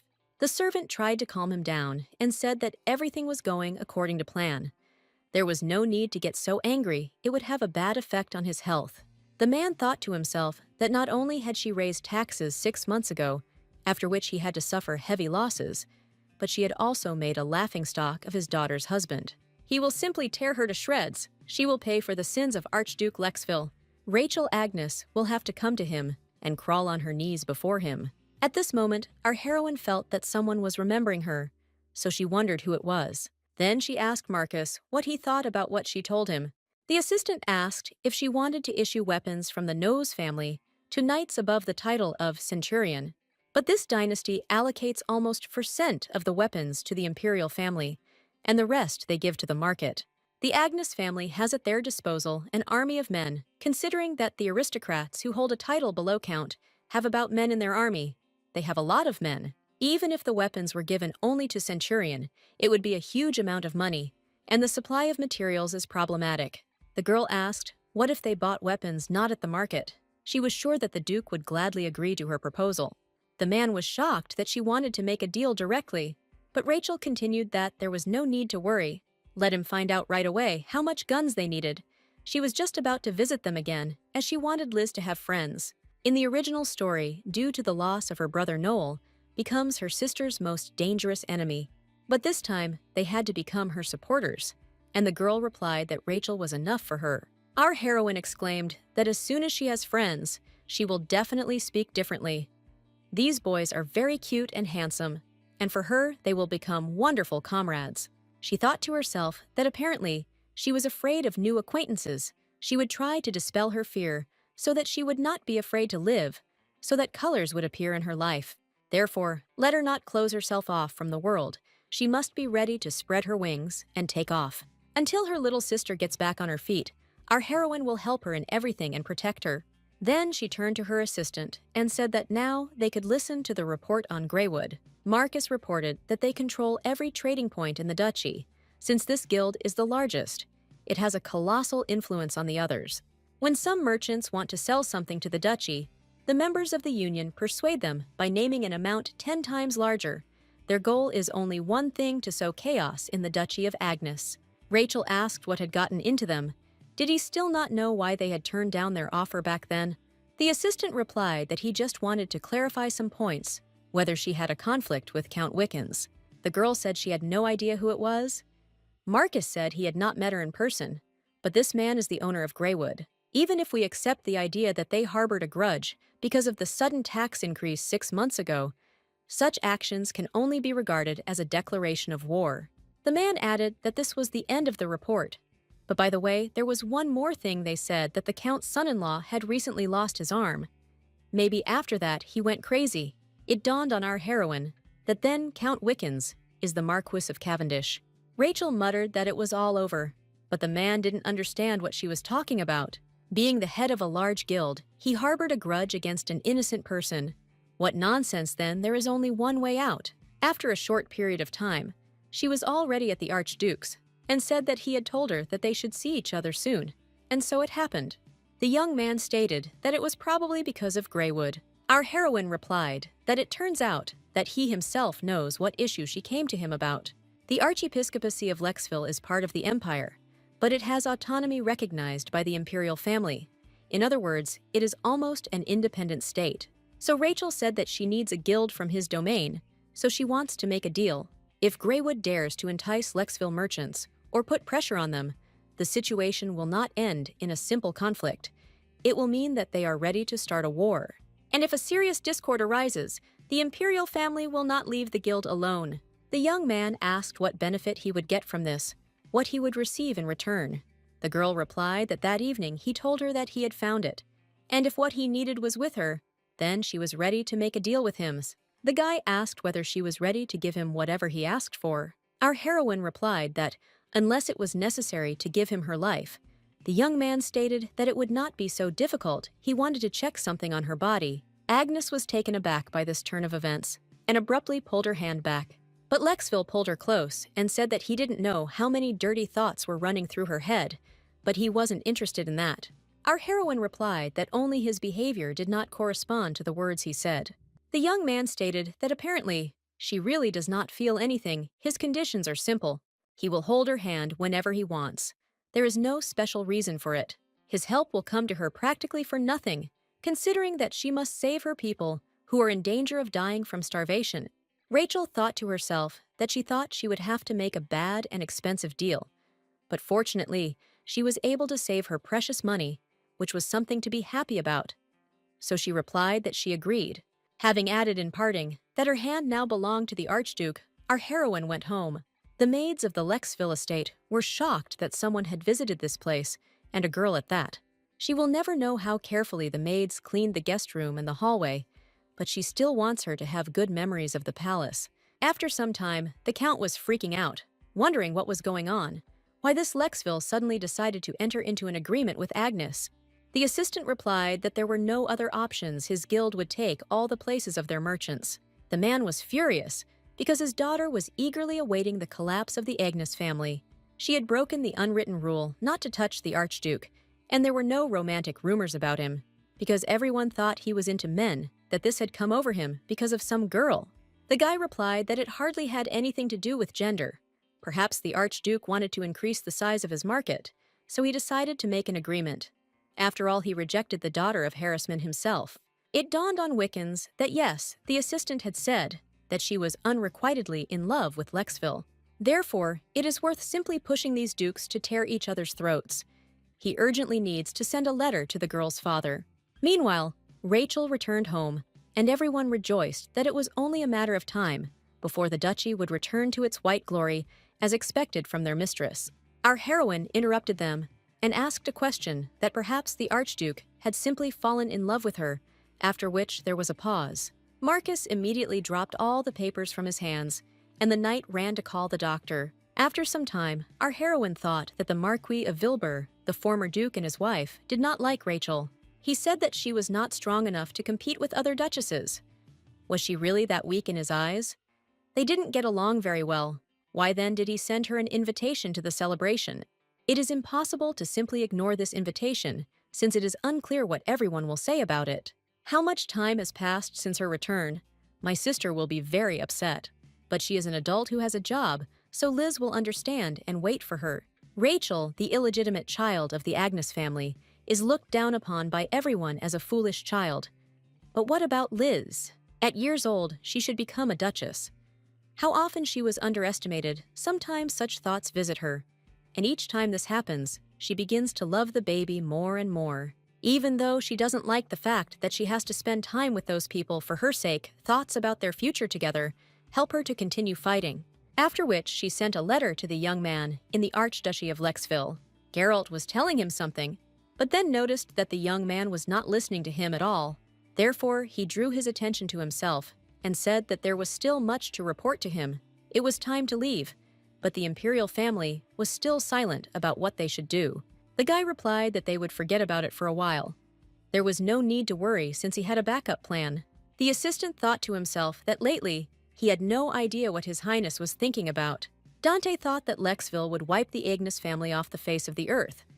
But no. Rather, it happened just the opposite. He helped her without taking a penny. The gentleman never behaved in this way. He got nothing from these negotiations. Apparently, he is extremely interested in this particular girl. Looking at him now, it is extremely difficult to believe it. A faithful servant, for the first time in a long time of service, cannot guess his intentions. What kind of alternative plan did he even have? The Archduke's magical powers must be regularly fed with blood, and not animals at all. A small amount is not enough. Magic requires precisely human, and if you don't get it in time, then there will be trouble.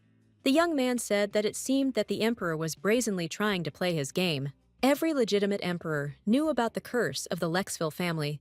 The previous dukes, like Theo, regulated their affairs with the rulers.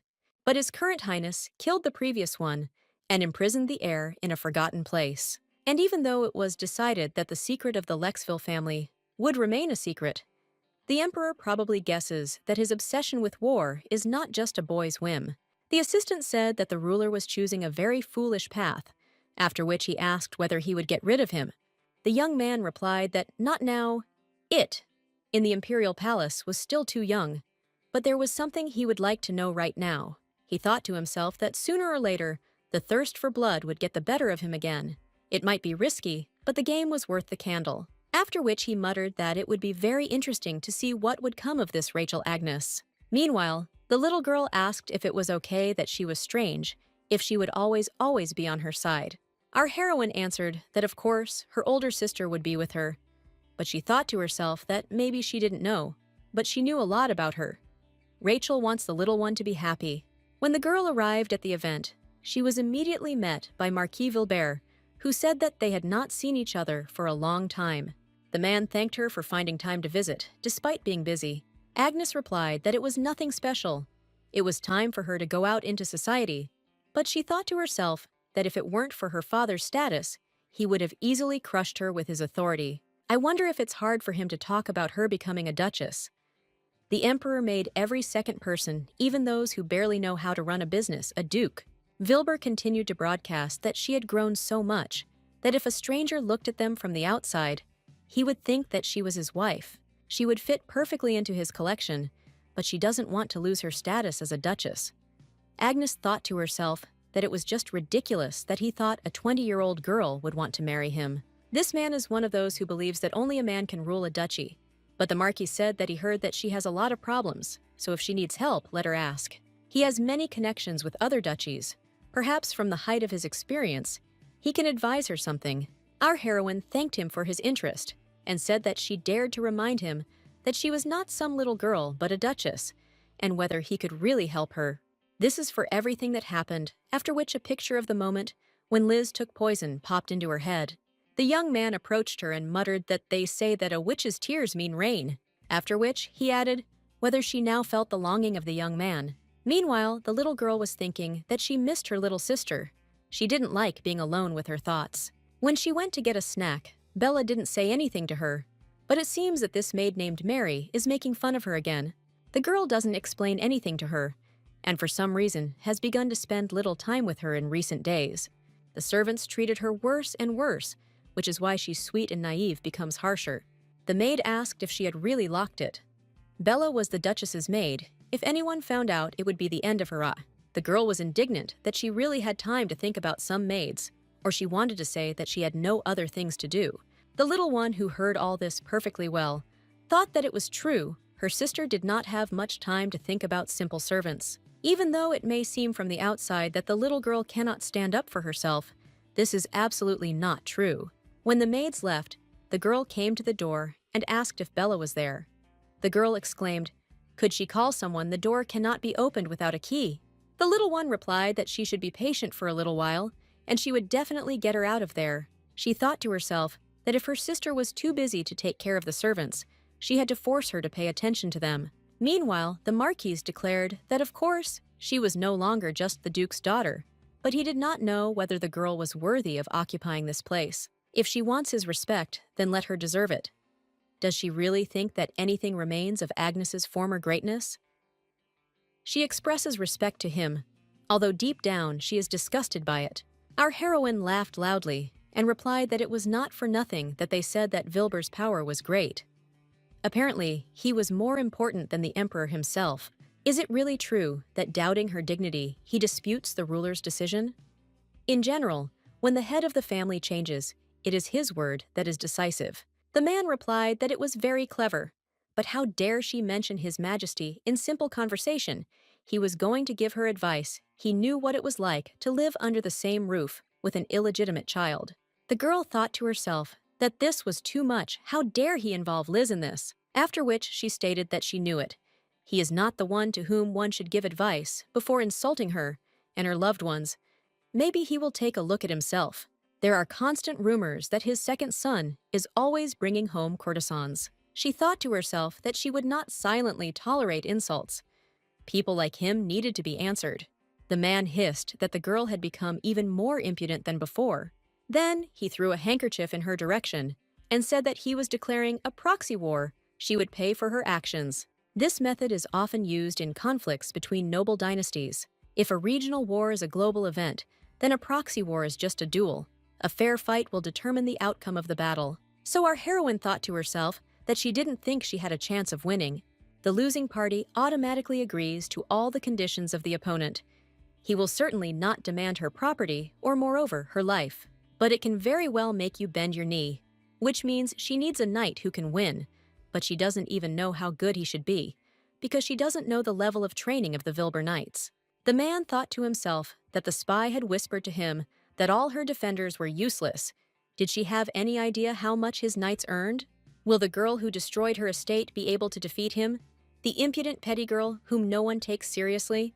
Suddenly, the Archduke of Lexville appeared, who declared that he accepted his challenge. Our heroine herself was surprised by this turn of events. Isn't he close to Vilber? The Marquise, who was in complete shock, asked what he meant. The young man replied that he would repeat it again. His challenge was accepted. When the man was indignant that it was the Duchess who had actually challenged him to a duel, the boy replied that he had heard that they were outstanding knights, so he would like to see for himself. The girl didn't understand what he was doing. Did he really have anything to share with Vilber? But what worries her most is why he is interfering in a proxy war. But she would be grateful if an experienced knight would help her. The Marquis suddenly became gloomy and replied that he would contact him a little later. Then the Marquis simply began to leave since there was nothing else left to do. Was he really that scared?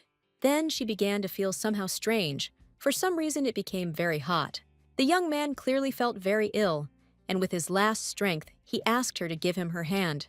While Rachel didn't understand what was happening and hesitated, the guy reminded her of the promise to give her his hand when needed. At that moment, she thought that this guy was not right for her, and deep down, she didn't even like him. She thought he was made of steel, so she thought his appearance didn't suit him. Suddenly, that day, which was more like a dream, came back to her mind. What incredible pain brings him to such a state that it causes such reckless courage? Then she felt warmth. Could it be the influence of the flame of the Archduke of Lexville? But it was too hot, her hands would burn. It is said that an awakening magician instinctively understands how to use powers. They also freely feel the moment of awakening itself.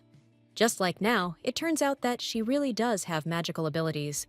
Suddenly, the girl lost consciousness, and the young man picked her up in his arms, after which a smile appeared on his face, and the young man muttered that soon the curse of the Lexville family would fall. Rachel would become their salvation. Meanwhile, Carolyn was thinking about the letters she was constantly receiving. It seemed that there was no one more influential in the Empire than she was. After which, she decided to start today with a story about how all these mayflies are chasing her beauty. She always finds it interesting to watch how they try to amuse her. All the letter writers either want to be friends with her or want her love. This man, Count Wickens, is very interesting. He didn't even send a letter to his father, wire right away. A maid appeared in the office and saw that all the letters were on the floor, after which she asked for forgiveness and said that she would close the window right away. The girl said that there was no need to rush. Everything was fine because she was such a cutie. The maid was delighted by such kindness and thought about how such a sincere mistress would live in this cruel world. When the lady began to read one of the letters, Mary thought that, apparently, she was again reading messages from all those men. Then she handed her a newspaper and said that she hoped it would cheer her up. There was news about the Archduke in it. Then she added that it seemed he was at the banquet of the Marquise of Vilber. She had not read it yet, so Miss would be first. Have a good day. Let her enjoy her tea and rest. From the newspaper, the girl learned about what happened at the event and how Lexville stood up for Agnes. It seems their relationship has noticeably improved. How can this day be good even in front of the maids? She maintains her image. But how can she remain just as beautiful if the guy she wants is carried away by another? Maybe he's crazy, of course, but chasing after such a narcissistic girl is strange. Too many coincidences lately. Is it really inevitable? If Harrisman is the sun, then Agnes is the moon. The girl can never lose. She is simply obliged to eclipse her. Why does the Archduke choose her? He is strong, handsome, and cruel. No one will make him happier than Carolyn, and if his heart belongs to her, then she will be able to say with confidence that there is not a single person left in the world who does not love her. The love and attention of a young man is a privilege that only she will enjoy. If anyone tries to deprive her of this, they will go straight to hell. But she's not going to get her hands dirty. Rachel is just fresh meat that's just come out, and since she's touched the rose, she better be prepared to meet the thorns. Meanwhile, our heroine suddenly came to her senses and became frightened since she did not immediately realize where she was. The young man asked her not to twitch so much because her head would spin. When the girl asked how long she had slept, The young man replied that about a few hours. When asked where they were and where they were going, the guy replied that she was asking what was already clear. Rachel looked at her hands and said that he had to explain everything to her. She didn't quite understand what was going on. The Archduke replied that no way rumors about the Lexville blood curse had long since died down. Agnes thought to herself that this man was scaring her, and then asked if he would tell her anything else. The young man asked if she really wanted to know more. Our heroine thought to herself how stupid she had been at that moment when she had sympathized with him. It was clear right away that he was cursed, and besides, it was hard to see his pain. Out of fear, she unconsciously used magic, so it was a surge of energy. Perhaps thanks to her strength, she did not die from the herb Piero, because the doctor said that after such poisoning, only magicians or saints who awakened special powers in themselves survive. From all this, it turned out that the Archduke needed the girl. Perhaps he should offer to change the price of the deal. If our heroine looks at him every day, then perhaps all the fear will go away. But isn't magic something like physical strength, like muscles, even if it was just one moment? But Lexville's energy seemed to be crying. But maybe it seemed to her because of her poor condition. After some time, Arthur informed her ladyship that they had arrived. The girl was surprised that she was brought home, so she asked why. Where were her knights? Had they really been killed? But the young man replied that no, on the contrary, they were ready to kill the Archduke for her. The guys are completely fine, they will just be unconscious for a while. After which, the young people added that it was time for them to go see you soon. Rachel was indignant that they would really leave her. The day was just terrible. She was so exhausted from this whole thing with magic that she was going to pass out again next time she would have to give the order not to touch her people. She was immediately met by the senior maid, who informed her that the bath was ready, and that they would immediately begin preparing dinner for her. When Rachel asked to tell Liz that they should have dinner together, the girl replied that the miss knew that she was coming, so she was expecting her say. Suddenly, our heroine heard some noise and saw the maid pushing her little sister down the stairs. The little girl believed that if a person chooses politeness and caution to achieve a goal, then he is either weak or stupid. So she went up to the maid and asked if she had expected to see her. The girl immediately thought to herself that she had probably seen the girl bullying Bella. But why is she so friendly? She is very uncomfortable, so she asked if the miss had anything to tell her. The little one took her hands and said that, of course, she was very glad about their chance meeting. The Duchess's sister thanked her for everything, after which she leaned back and began to spin, holding on to her row. At some point, her palms slipped, and the little girl tumbled down the stairs. Our heroine, who saw all this happen, before her eyes screamed in horror. Liz thought to herself that the main thing was not to smile too much. Otherwise, they would understand that she was pretending. In this cry, Agnes expressed all her anxiety and all her love. The baby didn't understand whether Rachel was angry or about to cry. It was unlikely that she would ever see her love so clearly again. She could only enjoy this moment. Does she remember how she told her not to let anyone break her heart? Let her not forget how important she is to her. Let the big sister not worry no one, and nothing can hurt her anymore.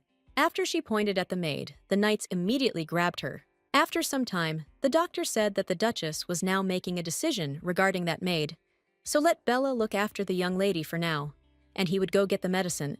The girl was shocked. How could she be so cruel to little miss, as if she didn't care about the punishment? After the man left, the baby immediately opened her eyes and asked if Bella was faithful to her. When the girl answered that yes, the baby stated that a quick answer was very good. In fact, the maid guessed that it was all a well-planned performance. Liz added that she really likes the maid, so let her continue in the same spirit. Meanwhile, the doctor told Rachel that the best thing they could do for the young mistress was to severely punish the maid and try to prevent such an incident from happening again. The man also added that in such moments, one needs to show greater firmness. Agnes agreed with him. She simply could not forgive herself for her carelessness. This world was a living fantasy for her, which is why she was overconfident that she could cope. But Liz almost died. What was happening was going beyond all bounds. She realized this only after her sister was hurt twice, so she is very angry with herself. She herself knows very well the feeling when you yourself are pierced by the blade of enmity. In her past life, everyone told her that she was defenseless, that she should have tried harder, that it seemed like she had already caught the star. Therefore, she stated that everyone should understand perfectly well that this girl is her most precious child, She regards this as an attempted murder. Such things are not forgiven. She orders the employee of the studio who offended Liz in the past, and the maid who harmed her now to be punished in the most severe way. When everyone present was about to leave, our heroine asked the doctor to stay for a minute. She wants to talk about his words. The man said that the Pierrot herb is safe only for the saint and special magicians. What are these magicians anyway? The doctor asked if she knew that in this world everything exists in balance. You can start with the fact that it is extremely difficult to meet a magician. In fact, nothing is known about them. Heaven and earth, mountains and sea, happiness and sorrow, good and evil, everything has an opposite, and magic is no exception. For example, the Archduke's magic pairing would be water magic, although he has no idea why he is the only fire mage with purple mana. So among all the varieties of magic, there is one that cleanses evil, and it is wielded by magicians of light. The girl asked if she was very different from the divine power. The doctor replied that, no, these are different things. Divine power is the power of God, and magic is the power of people. The main purpose of the divine is to heal with vital energy. The magic of light is to destroy filth. Only once in the long history of the empire was it recorded that a light mage purified the poison of the Pierrot herb. There were no more records, including about the dark mages, so it is very difficult to learn more about them. Our heroine thought to herself that nothing was said about this in the original, so she doesn't know either. If she has the power of purification, then it follows that the Archduke is tormented by something sinister. Just don't say that her hands are like some kind of tranquilizer for him. From the very beginning, she didn't want to have anything to do with that man. She already clearly sees her difficult future on the horizon, because his curse must be kept in the strictest confidence. After some time, Agnes came to her sister and said that she wanted to apply the ointment, and then they would go to bed, because she was trying to make sure that there was no scar left on her forehead, after which she kissed her on the forehead, asked for forgiveness, and said thank you for the fact that she remained safe and sound, because if something had happened to her, she simply would not have survived it. Suddenly, the little girl looked into her eyes and said that when she cried, her heart hurt. Our heroine thought to herself, what a charming child she was. Today, Rachel suddenly imagined what it would be like if she completely retained the appearance of the original character. With a stern look, the little one would say, "How dare she touch her maid?" Liz would defeat the villain with her own hands. But returning to such thoughts, she understands that she would not particularly like this. Whatever she is, she will remain loved by her. But she knows very well that the bricks from which this strong wall is built are usually made of endless wounds and grievances. After which she asked if her sister remembered what Agnes had told her last time. The little one answered that yes, that she was the dearest person to her. Rachel replied that indeed, the girl loved the baby more than anyone in the world. But now it was time to sleep. Let her have a wonderful dream. The man recalled how he declared that he had won against his older brother. He would make sure that not a trace of his soul remained. Now he is emperor, and this place rightfully belongs to him and to no one else. Then he turned to the Crown Prince Idvik von Kastor and told him not to twitch, since he would not deprive him of the throne. Looking at him again, he realized that the boy was an exact copy of his older brother. He has exactly the same hair and eye color. It's like someone is making fun of him. After which, he ordered the Crown Prince to be locked in a closed palace. But he had to continue on his way. He thought to himself whether it was worth making him crazy with the poison that his older brother used. If he leaves an heir in that palace, no one will dare to say anything to him, because now there is no one above him. Suddenly, a male voice was heard, asking if he was the next emperor. His Highness was surprised who this was, and how he got here. The young man looked at him carefully and said that he was offering him a deal. A servant came running after him and began to ask for forgiveness for the fact that the Archduke had entered here without permission. The man hissed that he really didn't know a damn thing, ruling a small piece of land. How dare he, an insignificant Archduke, offer him the emperor a deal after ascending to the throne? The first thing he would do would be to replace him. Lexville got tired of hearing all this, so he decided to resort to his magical abilities. After which, he turned the assistant who stood directly behind the emperor into a small pile of ashes. Then he asked whether His Highness was now ready to begin the conversation. The man was completely horrified and did not understand what was happening. The guy continued that he should simply provide him with the battlefield under a noble pretext, then his flame would not turn towards the empire. The emperor replied that fine, but in return, He wanted the young man to be near him during every victory reception, since he had seized power and had no solid ground under his feet. The Archduke grinned and said that, although he was trembling, he had spoken to him. It was worth recognizing his bravery. Therefore, the deal was made. This empire was now his. The man asked the boy if he remembered the day he first wore the imperial crown, overthrowing his father, an incompetent former emperor. That day should have been the happiest. But everything turned out wrong. Doesn't he want to ask why? He simply realized that neither his pathetic father nor the previous ignorant rulers were able to control Lexville. With his characteristic arrogance, the boy dared to ignore him, the emperor of this country. The kid replied that he understood him because he was the majestic emperor of the Castor Empire. The man grinned and continued that he had heard that the Archduke had appeared at Marquis Vilbert's, and he was still wondering where the guy had disappeared to without saying goodbye or asking his permission. Did he really intend to trample his reputation into the dirt? Not only did he cause a stir during the victory banquet, but after all this, not only did he not come with an apology, but he also hangs around wherever he wants. The boy muttered that he was ready to receive punishment instead of his incompetent predecessors. His Highness noted that he had learned the previous lesson, while someone had to pay for the sins of previous generations, after which he ordered that he be taken away, beaten and locked in a closed palace for a week. A week had passed since that incident. Her sister was recovering quickly.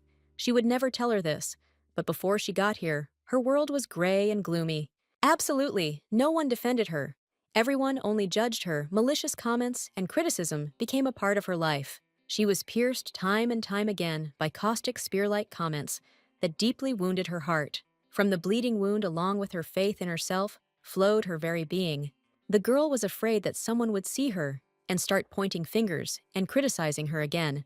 Before going out, she dressed in such a way that she was unrecognizable and in every possible way avoided contact with people, but a person cannot live alone. Our heroine was able to continue her miserable existence, thanks to her light, hoping deep down that she would finally meet her soulmate and her world would become brighter and her outlook broader. But despite these thoughts, weren't they too carefree? Wasn't it vain of her to think that, like Liz in the novel, she could cope with everything? Her thoughts were interrupted by her sister's voice. Rachel immediately realized that she had actually been reading a book, so she apologized for being lost in thought. Before introducing Jael and Noel, the girl decided to tell her a story about twins.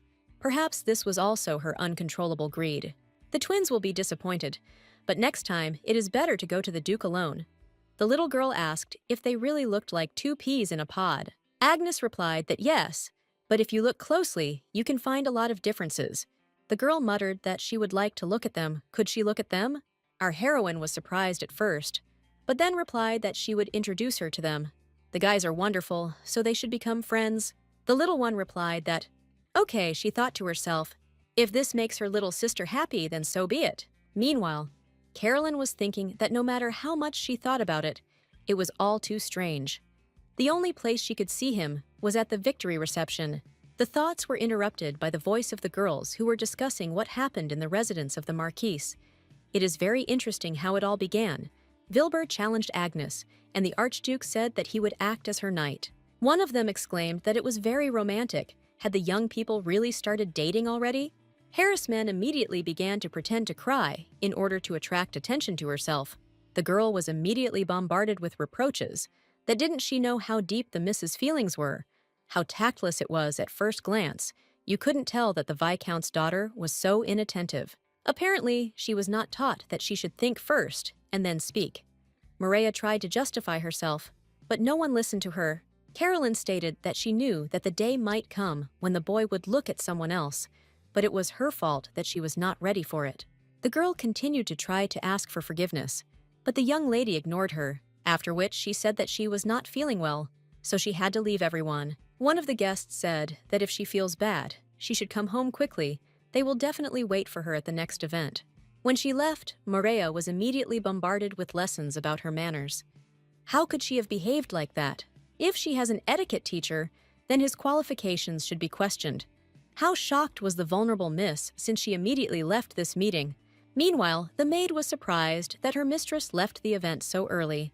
Harrison said they were going home and asked if she could convey a request to her father, to send a red rose to Viscount Montreal. Let her also say that she intends to visit them, since it is necessary to ask them to settle one issue. After a short period of time, she was already asking her father to give her a place next to the Archduke, because with his capabilities, this should be realistic. Brick thought to himself that whether his daughter could really be married to someone who even the Emperor found difficult to deal with was an attractive idea. But Archduke Lexville was a very dangerous guy. As much as he wanted power, it would only be worth it if he could calmly control it. And that guy was the type that could be cornered. Rather, the young man himself uses others and throws them away as unnecessary. So why, out of such a huge number of men, did the daughter's gaze fall on this particular guy? The girl added that it was better this way than giving it to Duchess Agnes, wasn't it? The man laughed and asked, what did she really think that a boy who, like a eunuch, had never been interested in women would suddenly start such an affair? He thought to himself that by concealing the dirty deeds of the current emperor and demonstrating unwavering loyalty, he had managed to gain power, which became the core of their family. No matter how you look at it, the strength of the imperial faction is great, so the emergence of opposition is inevitable, and it was the former Duke Agnes. The Harrismans have earned their success, so their house is different from the ancient line of the Duke. The Agnes genus has quite a long history. Powerful forces followed them, but now they are destroyed. Thanks to the jewelry work, the man will not be caught. But suddenly, they find out the truth, and Lexville decides to help the Duchess avenge her parents, so he asked if his daughter could handle it. Carolyn replied that if that girl could do it, then she could definitely do it. His daughter, a beautiful hothouse flower. Many men declared that they would sacrifice their lives for her. But now that it became known that Theo has an interest in women, his efforts may pay off, after which he replied that it was okay, and added that she would not meet the family of Viscount Montreal again, since her father had sent them his reddest rose. The girl exclaimed in mock exclamation that it was a pity because she was a very beautiful girl. Meanwhile, our heroine admired how beautiful her little sister was, simply charming. She smeared the wound every day, and a crust had already formed. Everything is healing very quickly. How good that everything turned out well. After which, she told her again that she looked wonderful, and now it was time to go, since the twins were impatiently waiting for her. I thought to myself that Liz is so beautiful. What if the boys fall in love with her? Noel is eliminated immediately, because he is the one who will fall head over heels in love with the saint and help destroy her little sister's army. But Jael has done nothing wrong, so she will postpone the verdict on him, although she thinks it would be great if the Duke of Nos twins fell in love with her baby. It would be desirable if not only they, but also the future protagonist of the novel, would give her his heart. Although he is absolutely not suitable for the role of her lover, because he is the main culprit of her suicide. The guy decided that crown princes are allowed to do anything, and she would never allow this, not for any price. The little sister did not understand what was happening to her, and asked worriedly if everything was okay. Our heroine recalled that Liz always thought that no matter how high she rose, no matter how much power she possessed, the label of an illegitimate child would follow her everywhere like a long train. The Marquise reported that a dirty bastard had come to the banquet, an insult to the members of the imperial family. The girl thought to herself that he obviously also wanted to say a couple of strong words in her direction. But nothing surprising, all imperials are the same. So she answered that, yes, a bastard. And so what? The young man replied that before him stood an emperor who had spent half his life locked up like a wild animal. The man doesn't feel like he's the one making the dirtiest comments right now. It's not funny at all. Liz didn't know this fact about him, but it only makes him more brilliant. She wants him to belong to her. It was he who helped his sister to know herself. A man who knows how to listen and has gone through many difficulties is the best option for her. But the most important thing is that he does not hurt her. Let such a person just try to appear on her path. I wonder where the main character is now. She probably lives somewhere among the common people, because she will only appear in years. She just wishes that she never appeared in public. The very thought of the heroine surrounded by love makes her feel sick. Perhaps it is all due to her low self-esteem. Being an actress, she was never able to receive even a bit of love. Her thoughts were interrupted by the Duke's voice, who asked if everything was okay. Perhaps he should have taken care of her trip's safety from the very beginning. The girl replied that everything was fine. She was just thinking. Rumors of the attack of the Archduke of Lexville on the Duchess Agnes reached the lands of the Nos family. Now is not the time to be distracted by extraneous thoughts. Since rumors have reached here, it will not surprise her at all if they send her a wreath of condolences. So she decided she had to stop daydreaming, and then replied that the child was her younger sister Liz. The little girl immediately bowed and greeted her new acquaintances. The boys' jaws responded, and they looked at her with their mouths open. The man suggested giving the children the opportunity to spend time together while they themselves took care of business. Our heroine replied that, well, she just needed to discuss something with him, after which she asked the young gentleman to take care of her little sister. On the way, No said that he had heard in general terms about what had happened at the Marquise's residence and whether the Archduke had really used magic on her. Rachel thought to herself that Theo's curse was a secret. It was not beneficial to report that she was able to help, so she replied that everything was too complicated. She could only say that the guy did not intend to harm her. The man replied that it was true, although it was too tactless to say such words, but if he had such intentions, she would no longer be alive. Then he suggested moving on to the main point. Meanwhile, the children came to the greenhouse of the ducal residence, and one of the twins sat her down at the table.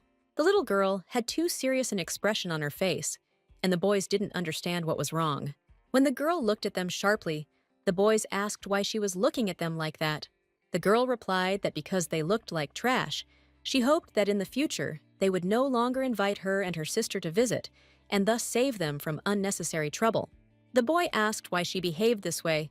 Did she also not like that they were twins? Liz asked in surprise what he was talking about, since the idea of separating twins was only popular among the nobility. The kid asked, "Then what's the matter?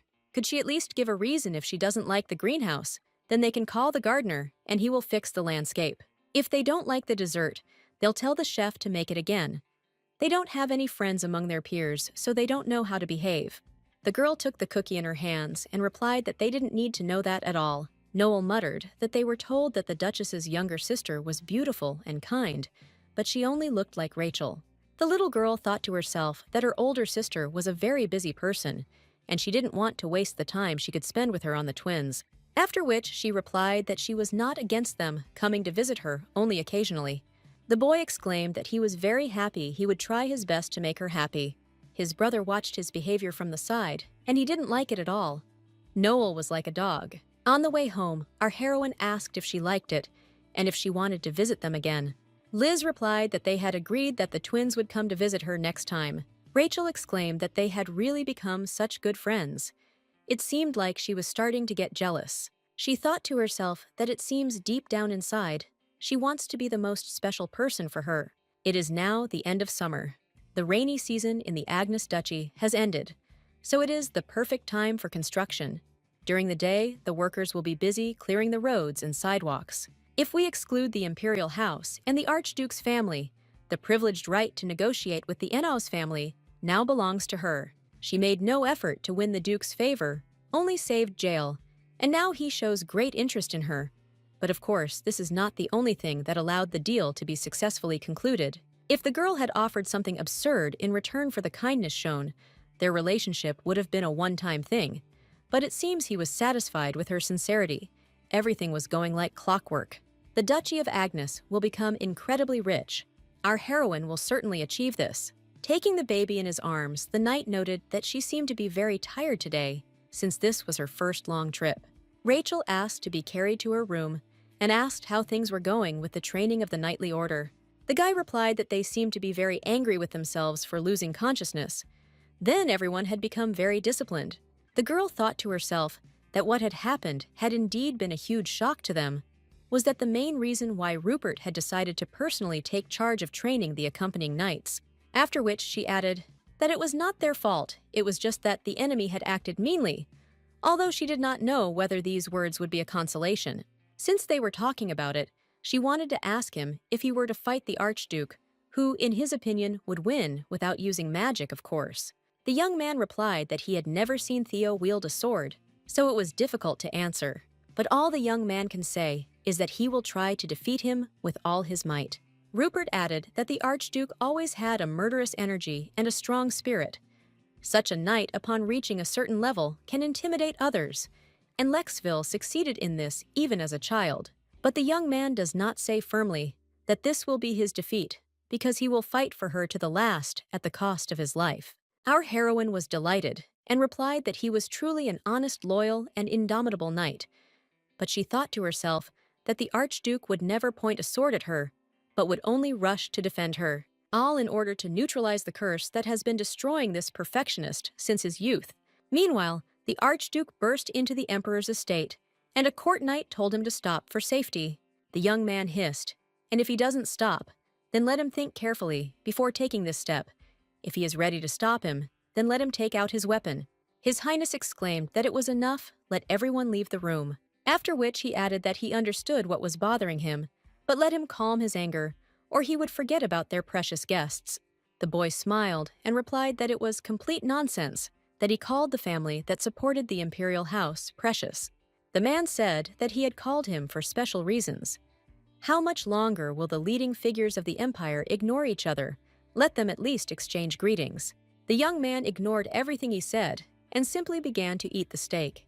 Carolyn tried to talk to him, but again, there was no response from the Archduke. Therefore, the Emperor said that he needed to speak with Theo alone. Let them also come out. When everyone had left, His Highness asked if the boy had forgotten the terms of the deal. The young man asked in response whether he had ever broken them, whether the guy had attended all the receptions in honor of the victory, or whether he had presumptuously desired something more. After which, he threw the chair on which the Emperor was sitting into the air with the help of his magical abilities. When His Highness found himself on the floor, the Archduke hissed that it was probably necessary to remind him of the deal and his place. The young man does not care who is called Emperor, only the treaty matters. All that is required of him is a suitable field for battle. Let him not dare to bother his vassals with meaningless documents whose only road is to the oven. He sets conditions, and he also cancels them, only by his will. Something begins or ends. Let him make wise decisions and adhere to them, because such is his role in this place. The young man will not warn him anymore. After these words, he turned around and walked away.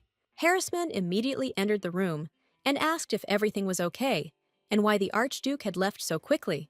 The Emperor hissed that everyone who had heard anything should be seized and executed on charges of treason, and that they should work for the authority of His Highness. The man replied that his order would be carried out immediately. He would give them the reddest roses. Meanwhile, Rupert reported that dry rations, drinking water equipment, absolutely everything was checked and ready. Rachel replied that, okay, the training would last about 10 days, so there would be a lot of work ahead. In days, the summer training of the Knightly Order of Agnes will begin after the division of the command staff into commanders of 100 and 1,000. The order will undergo difficult training that will last more than a week. Rachel, the owner of this body, has been drinking heavily and skipping workouts all spring, so she's got some catching up to do. Rupert has been put in charge that should motivate her. The guy said that, frankly speaking, he was more worried about her than about himself, how she would feel about staying in the residence, and he would provide her with a detailed report. The girl replied that everything was fine. She wanted to see with her own eyes how her soldiers were training, so she could assess the situation faster, and that he shouldn't worry, he wouldn't be a burden. I thought to myself that I would have to make incredible efforts to avoid being ignored because of my gender and age. Although with this body, she can't go through the same rigorous training as the soldiers. Even just accompanying them to training will help change the looks they throw her way. It is also interesting why the Marquis is silent, because he challenged her. Although in his place, if she had to contact the Archduke, she would have immediately run away. She is very scared even now. After some time, a maid ran to her and shouted that her predictions had come true. People were demanding confirmation of death from a living person. The nobles were truly unbearable and tactless. She doesn't want to get as bad a reputation as Lexville. She needs to get the word out that she's alive and well.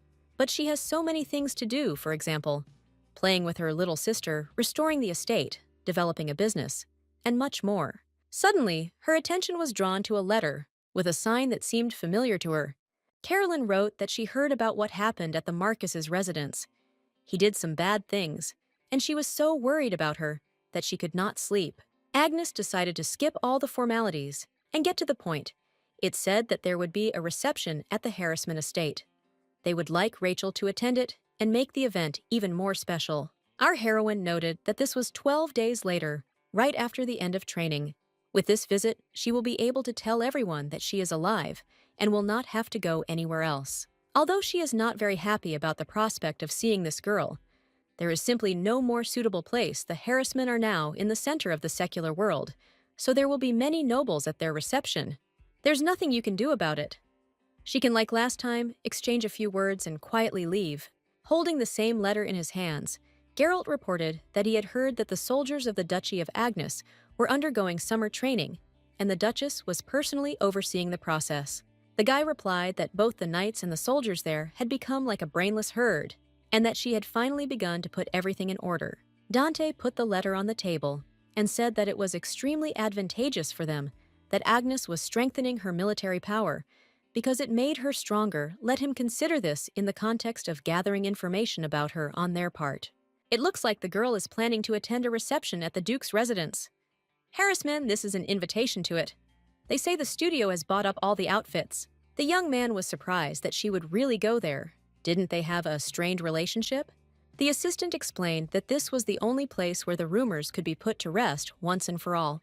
Lexville asked, doesn't that woman know the truth about the death of the previous duke?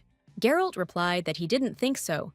It had been too long since the story had started, before she had collected her thoughts. It takes a long time for a ram to rise to even the title of Viscount. The reality is that many families do not change their title for generations.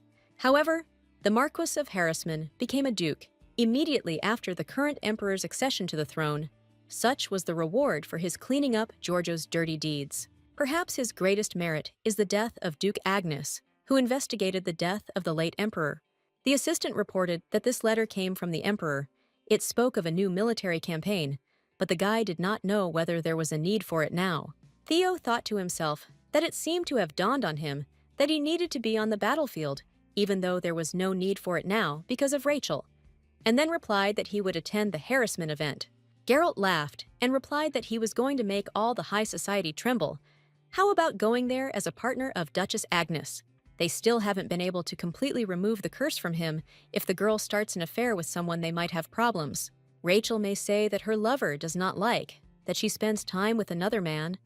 Is it possible to do cleansing at a distance? Or her partner will shout that the Duchess is cheating on him, and she will try to explain that it is just a misunderstanding. Or she will simply say that they are going on a date, so she doesn't have time for it now. Theo thought that even just watching her would be much more convenient if she was nearby. His curse is a secret, so he can't tell anyone why he is attached to this woman. Still, Harrisman has a direct connection to the death of her parents. For some reason, he doesn't want to send her alone to such a place. I wonder if it is possible to cut off the possibility of a relationship without any suspicion, after which the young man added that he needed to send a letter to Duchess Agnes. Meanwhile, our heroine was thinking that she seemed to have bought too much.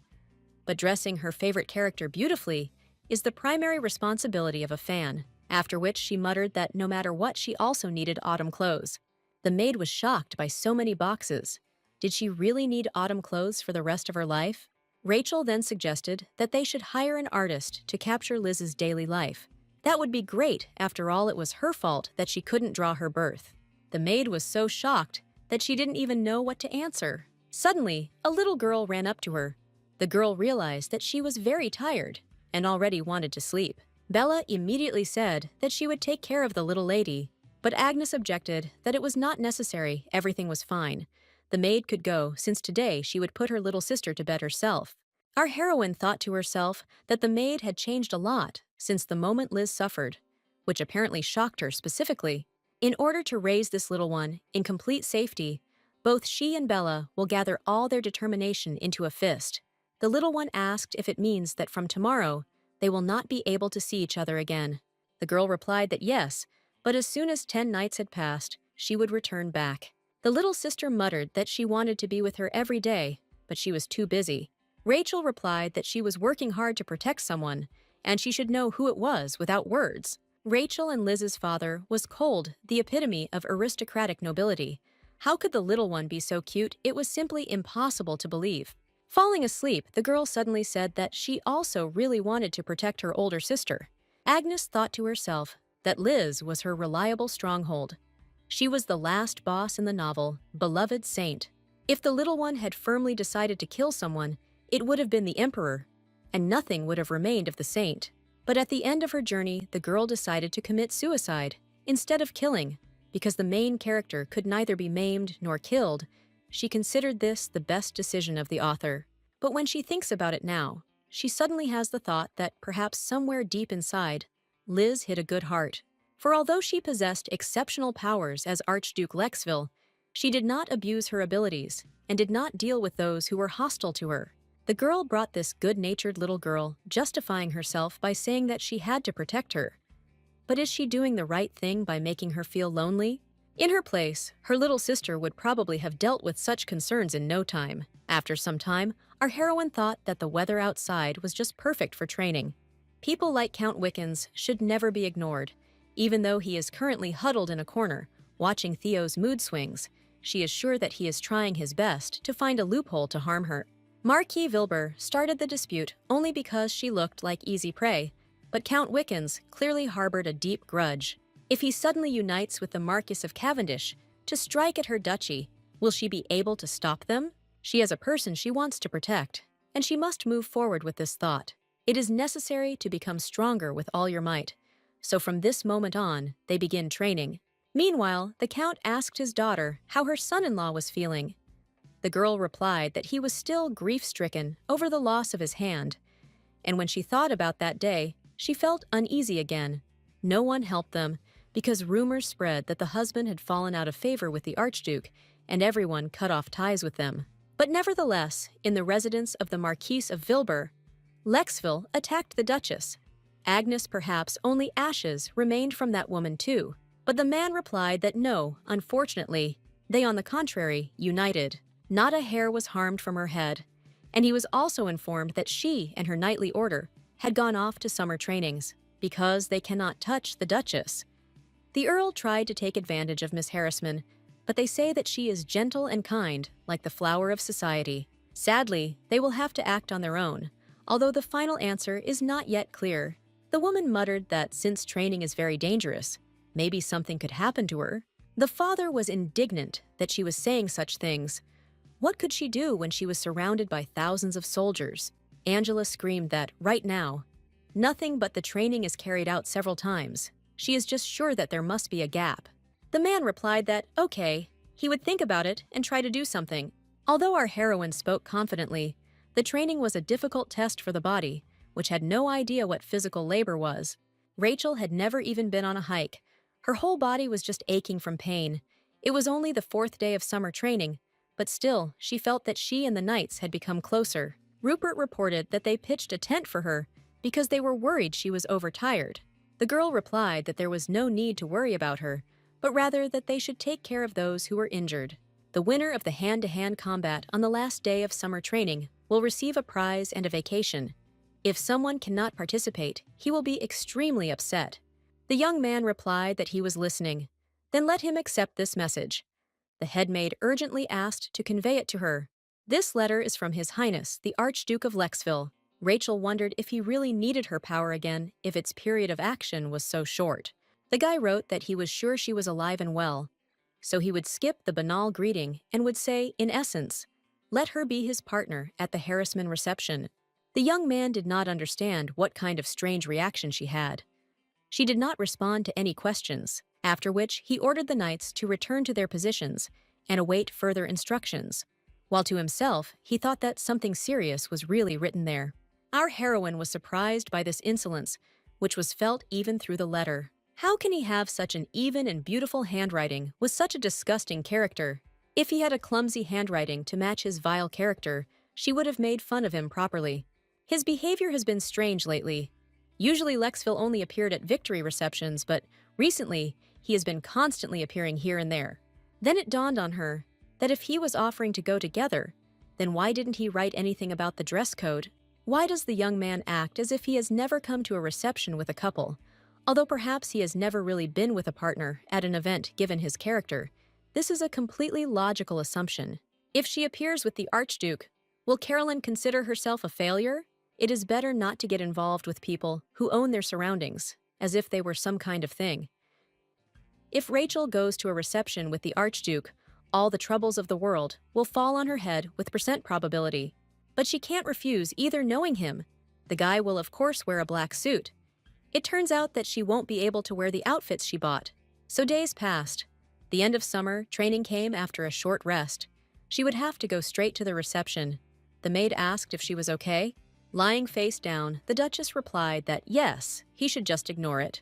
She thought to herself that it was okay if it was muscle pain, but because she was also sorting out paperwork between workouts, she had a terrible headache. After which, she asked Anne to help her get ready, because harassment requires special care in preparation. Meanwhile, the butler told the Archduke that the suit fit perfectly. His eyes were not mistaken. The young man asked if it looked too flashy. The man replied that no. This outfit emphasized his composure, although of course it was impossible to hide His Highness's magnificent appearance behind some piece of fabric. Theo interrupted him and said that that's enough. This party is a continuation of work. He is going to protect that woman, so there is no need to make a mountain out of a molehill. The butler asked whether his master had discussed the dress code with Duchess Agnes. The young man didn't understand what he was even talking about. What dress code? The assistant explained that couples usually choose clothes that are the same style and color as a sign that they are companions. When he added that he had prepared suits of different colors for him, so when he met Rachel, he should just change into the appropriate one. The guy turned around and said that he was leaving. Meanwhile, our heroine was late because of the long preparations, so she was nervous. A picture popped into her head of the guy getting angry and asking how she dared to make him wait. Apparently, she couldn't wait to die. The maid reported that they had already arrived. If the Duchess was not feeling well, she should return to the residence. She would remain in the carriage and inform of her departure. The girl replied that no, she had to collect her thoughts and hold out at this event. She thought to herself that people with high status usually arrive later, but she made such a man wait. Suddenly, a guy approached her and said that he was Count Arthur Jorgent, and that she should not be embarrassed to call him Sir Arthur. When our heroine asked where the Archduke was, the young man replied that he was waiting for her. When they met, the young man immediately said that she was late. The girl asked for forgiveness and replied that she was not feeling well, so let him forgive her. Lexville thought to himself that indeed her face was clearly paler than usual, and her gaze was also somehow absent-minded. Now she is heading to the lair of her parents' killers. He thought about it, but the Duchess is too defenseless. He is uneasy about leaving her out of sight. While he was thinking about how he couldn't be with her all the time, the girl tripped and almost fell. Rachel asked for forgiveness, but she thought to herself that her head was spinning. Her legs were getting tangled. He probably thought she was pathetic. The Archduke unexpectedly said that by the way she managed to comply with the dress code. Meanwhile, everyone admired Carolyn, saying that she simply dazzled with her beauty. How can a person shine so much? There is no one here more dazzling than Miss. She has the most impeccable dress. Very nice colors and details. From which studio did she order it? Harrisman replied that she uses several tailors, so she does not remember where exactly it was sewn. She will clarify the information later and share it with them. She thought to herself that the best could only belong to one, and therefore, of course, she was not going to tell them anything. Mr. Mason said that they had not seen the lady for a long time, and that she had lost a lot of weight since their last meeting. The girl pretended to be glad to see him, but to herself, she thought that this was the second son of the Marquis of Vilbert.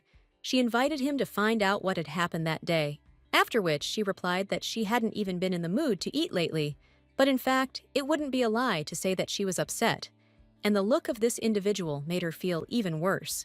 The main reason for her upset was probably her failed attempt to get along with the Archduke with the Emperor. She knew that His Majesty treated Lexville with great caution, but the truth that was revealed to her that day was horrifying. It turned out that the Emperor was groveling before him. How wonderful it would be to win the heart of such a man, with whom even the ruler was unable to cope. While the girl was thinking about what a wonderful wild beast he was, it was announced that Archduke Lexville and Duchess Agnes had arrived. Our heroine thought to herself that she was already puzzled by the fact that he offered his candidacy, but she never expected that the guy would deign to accompany her. Harrisman was in complete shock and couldn't believe her eyes. Relationships between aristocrats of the opposite sex cannot be ordinary, although this is now an outdated way of thinking. But since it was difficult for women to advance in politics, they wanted to marry someone who would maintain or enhance their status. And men wanted to see for their wife either a support of the family or a beautiful doll. However, as has already been said, this way of thinking is outdated. Anyone can wish to see a beautiful doll next to them. Anyone can use someone else's family as a support. The source of human desires is greed. Everyone wants to achieve something and possess it completely. Rachel thought to herself that Carolyn was trying to kill a man with her look, and she was still called the flower of society, and yet she was so openly demonstrating her malice. Although her partner's character is not sugar, such handsome men are not found on the road. After which she said that if he was going to accompany her, he couldn't try. She could barely keep up with him. People might think that she was the one begging him to become a partner.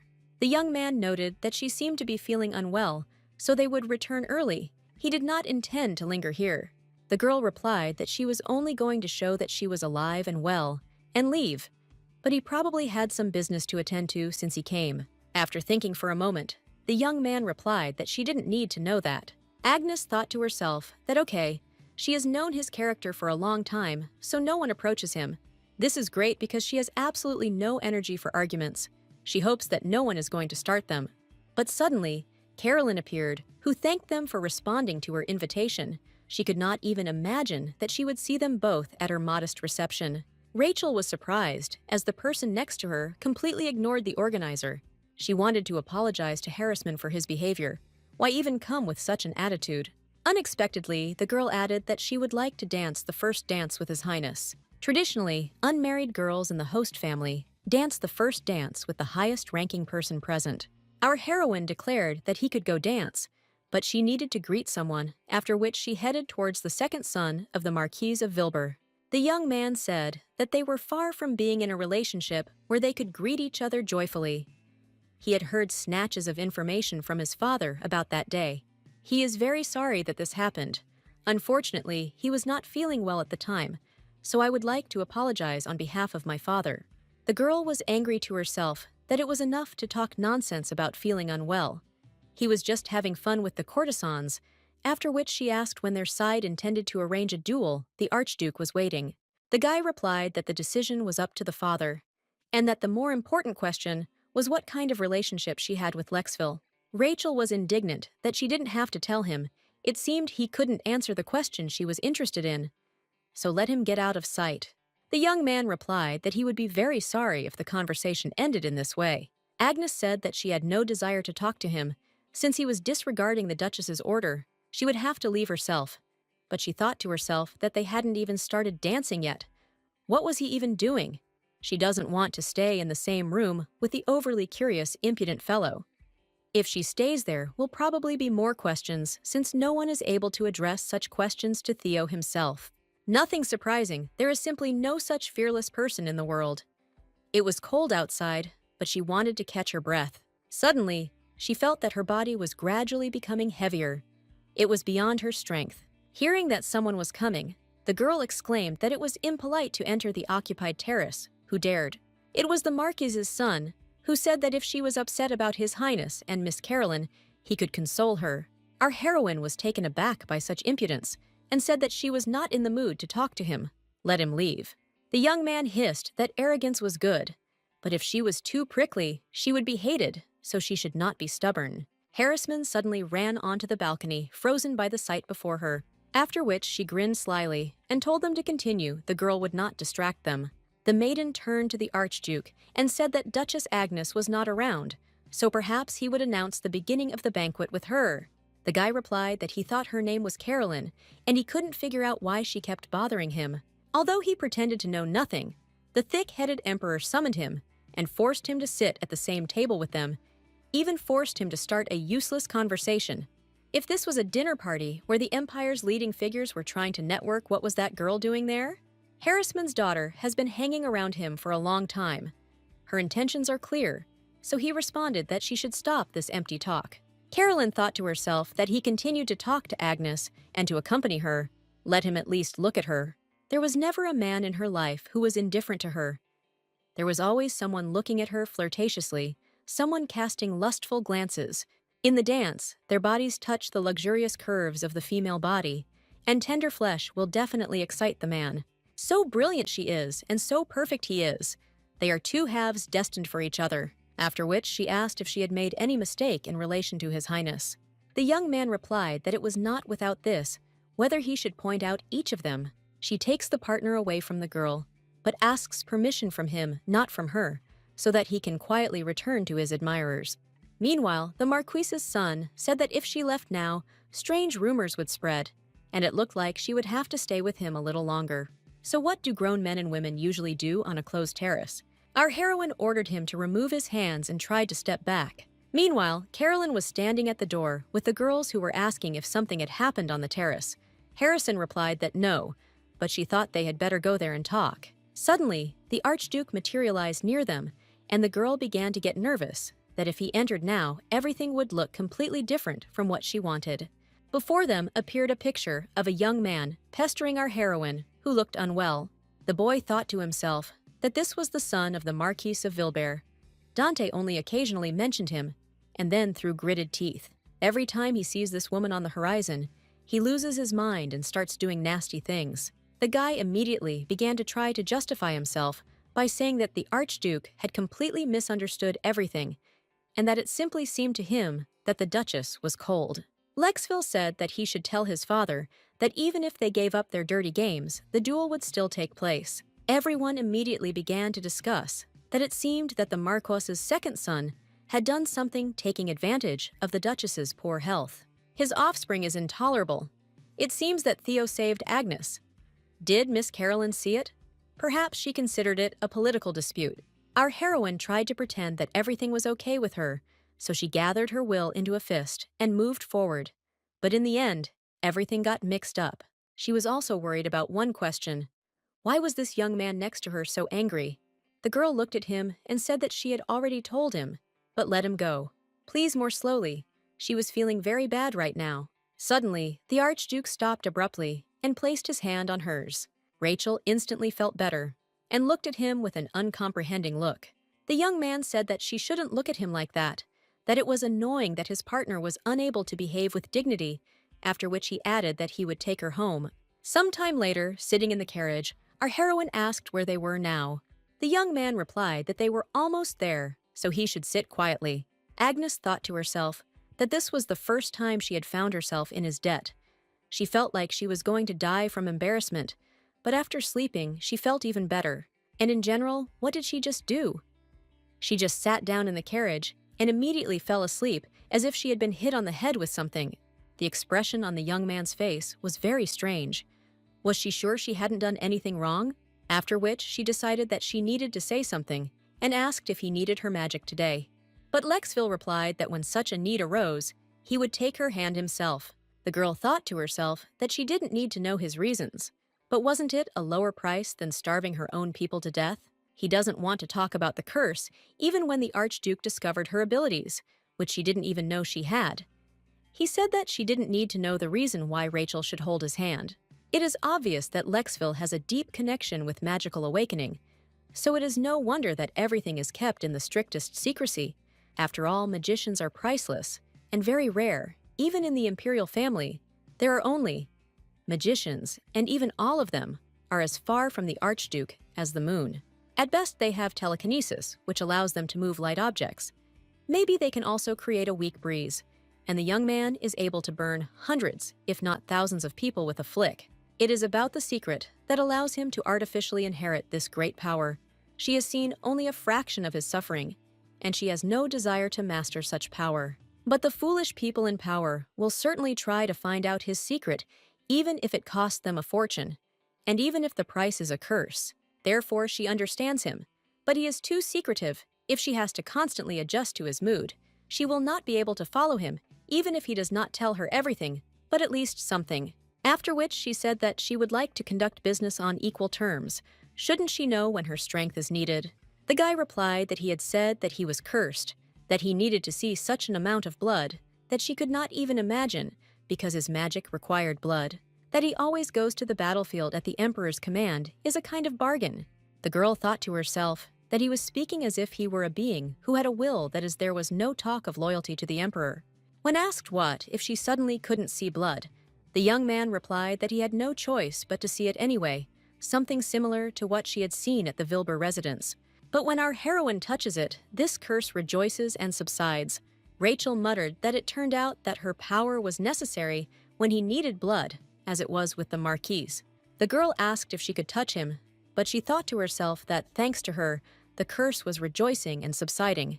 It feels like the curse he speaks of is the essence of magic.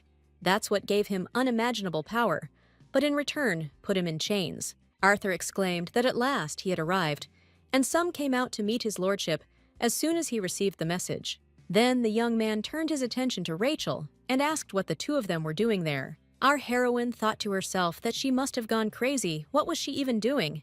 Liz suddenly appeared, exclaiming that she so wanted to see her big sister. Agnes turned to the Archduke and said that this was her younger sister today. The situation was not the most favorable, but next time she would formally introduce them. For some reason, the young man had a very strange expression on his face, and he replied that they were completely different from each other. On the way to the estate, the guy thought that she had simply left. But what was this strange feeling of emptiness? Was it really melancholy? Did such emotions suit him? Her waist is so thin that it seems like it will break if you press a little harder. Red cheeks are like ripe fruits that burst at the slightest touch. A frail woman who could hardly walk, leaning on his arm. The Marquis's second son behaved disgustingly towards her. Perhaps it is worth wiping him out into dust. Then the young man decided that no, it would be better to get rid of the entire empire in principle. In general, the Duchess is raising a very interesting creature, which she calls her little sister. The little girl said that she was afraid of him, and the girl explained that she was very shy, so it would be better to arrange a meeting for them next time. From the assistant's report, he knows that she is an illegitimate child. She is only years old at this age. Children are still stupid and naive, but she clings to her older sister perfectly, understanding the situation and her position. Taking the Duchess by the hand, she turned around with a smile on her lips, apparently daring to boast to him of her victory. At the estate, he was met by the butler, who immediately asked if His Highness had had a good time. The young man silently handed him the scarf, and the man wondered where the cloak had gone. When asked if everything was calm, the man replied that even more vile rats had appeared, and that this must be the work of someone who doubted the actions of the Archduke. Theo thought to himself that it must be the Emperor. Despite everything, he continues to ignore his warnings. He is interested in his intentions, and of course wants to find out the secret of the Archduke's family. Information about the curse was always passed on orally from parent to receiver. It is necessary to contain pain, sadness, and all emotions. Therefore, even those close to him do not know the details about the Lexville curse. They only know that if he does not see blood regularly, he will be burned after experiencing unimaginable pain. Dante ran into the office and said that His Highness must be tired after the journey, but he had received an urgent message. The guy noted that hurrying is not usually about him. The assistant replied that it was all because of the case that had arisen lately. The actions of Count Wickens looked extremely suspicious. He was informed that after visiting the residence of the Marquis of Cavendish, he came into contact with the Guild of Assassins. It must be in the circumstances that his target is the Duchess Agnes. When asked when the assassination attempt was planned, the guy replied that it seemed the girl intended to take part in the second summer training. Most likely that's when they would attack. The killers would simply mix with the knights. Then it occurred to him that His Highness Sir Arthur and their knights also needed field training. How about he proposed to the Duchess to hold a joint training session? Isn't their goal to protect her? If they organize training together, they will be able to naturally be near her. The young man replied that he approved. It was a very good idea. He would write the letter personally. Let them wait. In it, he said that he heard that she had a second summer training planned. He wanted to evaluate the abilities of her knightly order, so maybe they should have a joint training. After reading this message, our heroine thought that it was quite good.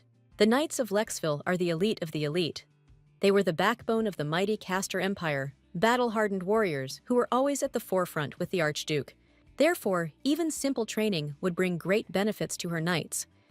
She imagined the picture of Rupert declaring that he had become a master of the sword faster than in the original. Why did he even decide to send her such a wonderful proposal, to be honest? A cold has overcome her, and now she is thinking of skipping the second training. The memories from the reception are also interrupted in places, perhaps because of the heat rumors may spread among the nobility about her weak character. The letter also said that she should prepare food for his knights, and as for expenses, let her plan them herself, and then simply write down the amount. The girl was outraged by this, so she thought about whether she should encroach on his wealth. It was necessary to prepare very good provisions for the upcoming training. Although no, he writes as if he had already decided everything, Then why ask her opinion at all? What kind of person is this? Marcus suddenly burst into the office. The man apologized for his tactlessness, but he had a very urgent message. Count Wickens had contacted the Assassin's Guild, and his target was most likely her. He ordered to strengthen security, but it was too dangerous for her to observe the upcoming training. The girl replied that she would be fine, and told her to read what was written there. The assistant immediately calmed down a little, and replied that if she were an archduke, then no problems would arise. But there is more bad news. It seems that absurd rumors about the lady are spreading in the prisons. The woman named Anzu, who was arrested earlier, and the maid, who was the main culprit in the incident with her sister, are involved in this. She screamed so loudly that there was not a single prisoner who was not aware of what had happened, and the content of her tirade was... But he didn't have time to finish speaking, because the little girl looked into the office and called out to her sister. Our heroine thought to herself that she hoped she had not heard anything, as it might hurt her. The little girl said that she came to hug her tightly. Rachel immediately told the assistant that they would continue this conversation later and went to hug the baby. Sometime later, the day of departure for the second summer training came. The girl looked at the boxes and thought that here it was the wealth of the Archduchy. She had stocked up quite a bit. It was hard to even imagine how many expensive products were there. Of course, my conscience tormented me at first, but then it quickly swept everything out of the warehouse. She wrote that she doesn't understand what the guy means when he says he wants an answer, when it's already decided, but she got his check and will use it for its intended purpose. When a young man receives a huge bill, let him not be angry with her, because he himself gave her the check. The young man replied that she should do as she wished. This was the shortest answer she had ever received. So what? She has no idea what he was thinking when he gave her a blank check, knowing full well that the duchy was in financial trouble, and since he told her to do it, she would drink some of his blood. The necessary things were prepared. The knights who respected her even more were also ready. And the weather was amazing. It was a wonderful time to spend time with Liz. Meanwhile, Theo told Arthur that it was time for him to move out, and Dante said that he should leave the decision on the working issues to him. The little girl told the maid that she wanted to go to the prison. There was a man there whom she definitely wanted to see. The girl replied that prison was not the place she should go if the Duchess found out she would be very angry. When the little one objected that it was possible to go there secretly, the maid replied that nothing in Agnes's house could escape the Duchess's eye. The girl replied that she would take care of everything herself, she just needed to take her there. The assistant tried to object, that it was impossible, prison was too dangerous. There was nothing for the little mistress to do there. Liz looked at her and said that didn't she say that this was her wish, she should just submit to her will? The girl likes that she can breathe freely and not hide her feelings from Bella. But she is too kind and naive for this. The baby loves her even more. But if she continues to say that Liz should not do something, then perhaps love will turn to irritation. However, it was a gift from her older sister, so she doesn't plan on throwing it away, even if it breaks. After which she added that she really likes Bella, so let him take her to prison as soon as possible. Meanwhile, the Knights of Lexville noted that this is simply an amazing place. The sand buckets do not blow, and the sun is very warm, as if it were another world. Arthur replied that of course he should just keep his sinister energy to himself. He must have put on his mercenary uniform specifically to scare the residents of the Agnes Duchy. The guide will arrive soon, and let everyone remember that they are here to protect the Duchess. This training will be a real battle they must put in all their efforts, because they will have to demonstrate what the face of the Archduchy of Lexville is. Almost immediately, Rupert appeared, who said that, welcome. He is the commander of the Knights of Agnes. He was given the order to escort them to the training ground. The young man told Arthur to check the rear detachment and join them. The boy thought to himself that he had heard that these people were the closest to death. They were the knights of the Archduchy of Lexville. Of course, they emanate a special power. He feels the very energy that manifests itself only on the battlefield where rivers of blood flow. Training with them under the guidance of Her Grace the Duchess, they must not only memorize their fighting techniques, but also show the strength of the Agnes family. This is an opportunity to let everyone know that they are like a well-forged sword. When Theo was greeted by a joyful Rachel and informed that he had arrived early, the boy wondered to himself if the woman was aware that Count Wickens was targeting her. When the young man asked where she would live, the girl pointed to a luxurious tent that was different from all the others. The young man was surprised that she was really trying to openly tell the murderers that she was there. Meanwhile, the little girl walked along the corridors of the dungeon and hummed a song. The woman exclaimed that this voice was familiar to her. Could it really be Liz? How did the little one know where she was? When the little girl said that she heard that there were strange rumors about her, Anzu screamed, "I mean strange, she just told the truth. The little girl is cursed and also possessed." Does the girl really think that the Duchess will consider her a sister when she learns of her true nature? Bella was indignant. How dare she say such a thing to the lady? As expected, she needs to leave quickly. Suddenly, water began to appear around the girl, and she did not understand what was happening. The little girl forgot about it for a very long time. She is a cursed and possessed child. When a girl dances, the water dances too. When she cries, the heavens weep with her. The woman would scream every time at such moments that she was a monster and lock her in the basement. And Liz, in this damp and cold basement, buried her soul and abilities. But thanks to her, she remembered everything from start to finish. The little one hissed that she was a stupid auntie. Didn't she even have a fleeting thought that she could kill her? There was only one reason why the auntie was still safe and sound. If she died, she would have nowhere to go.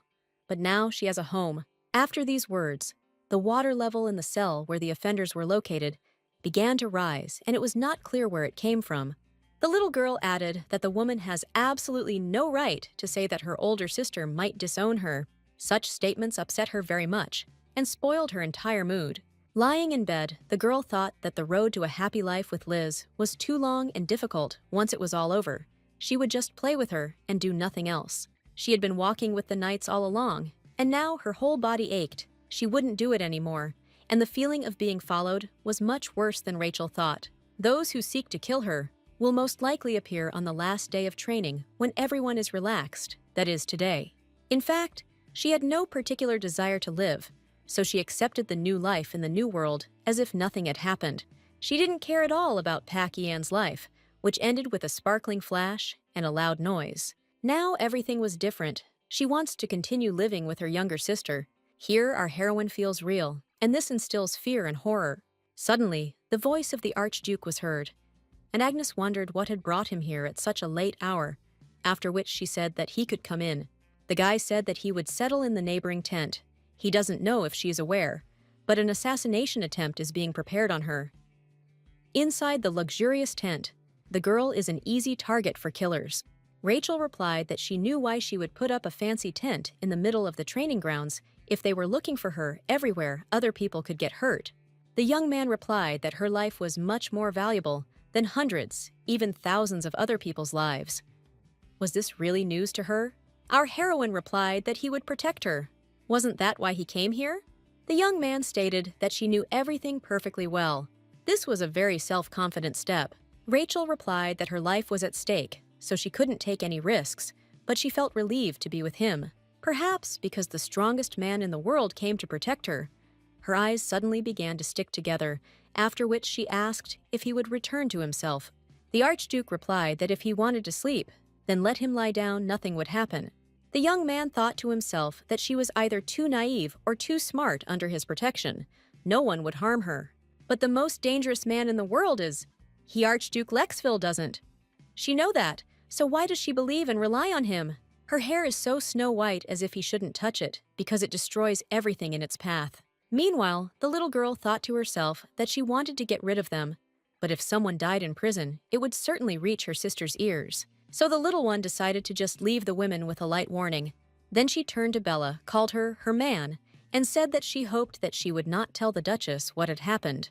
The maid replied that yes, she was indeed very afraid, but she was overcome not only by fear, but also by awe. The girl had an overwhelming power that no one had ever heard of, and that could only be obeyed. It was clearly magic. The magician, whom she considered a character from a fairy tale, turned a stream of water into a snake. With one movement of his hand, took just one look, and the chamber was flooded with the ocean. Only 2 voices were heard suffering from being swallowed up by the sea. When asked if the girl was aiming for a ducal title, Liz replied, "What is she even talking about? This is her older sister's place. Rachel works hard every day to protect her. She is not going to deprive her of the joy and merits due to her. She will always be a weak, kind, and defenseless child." After some time, the young man told the Duchess to go outside. Rupert reported that, as requested, several of the killers were taken alive. But what do they plan to do with them now? Arthur asked how this should be understood. They should be executed without trial or investigation, according to the instructions of the Archduke. But first, their tongues should be loosened. The girl noted that the prisoners had a cloth in their mouths, which they used to plug it so that the person could not scream. Plus, there was a hidden concern because the guys told her not to go with them, which meant they were going to torture the mercenaries. Neither Rachel, who grew up as a flower in a greenhouse, nor Pak Ye-an, who lived in their time, had ever observed such a thing. But our heroine said that they attempted on her life, so she must find out the truth.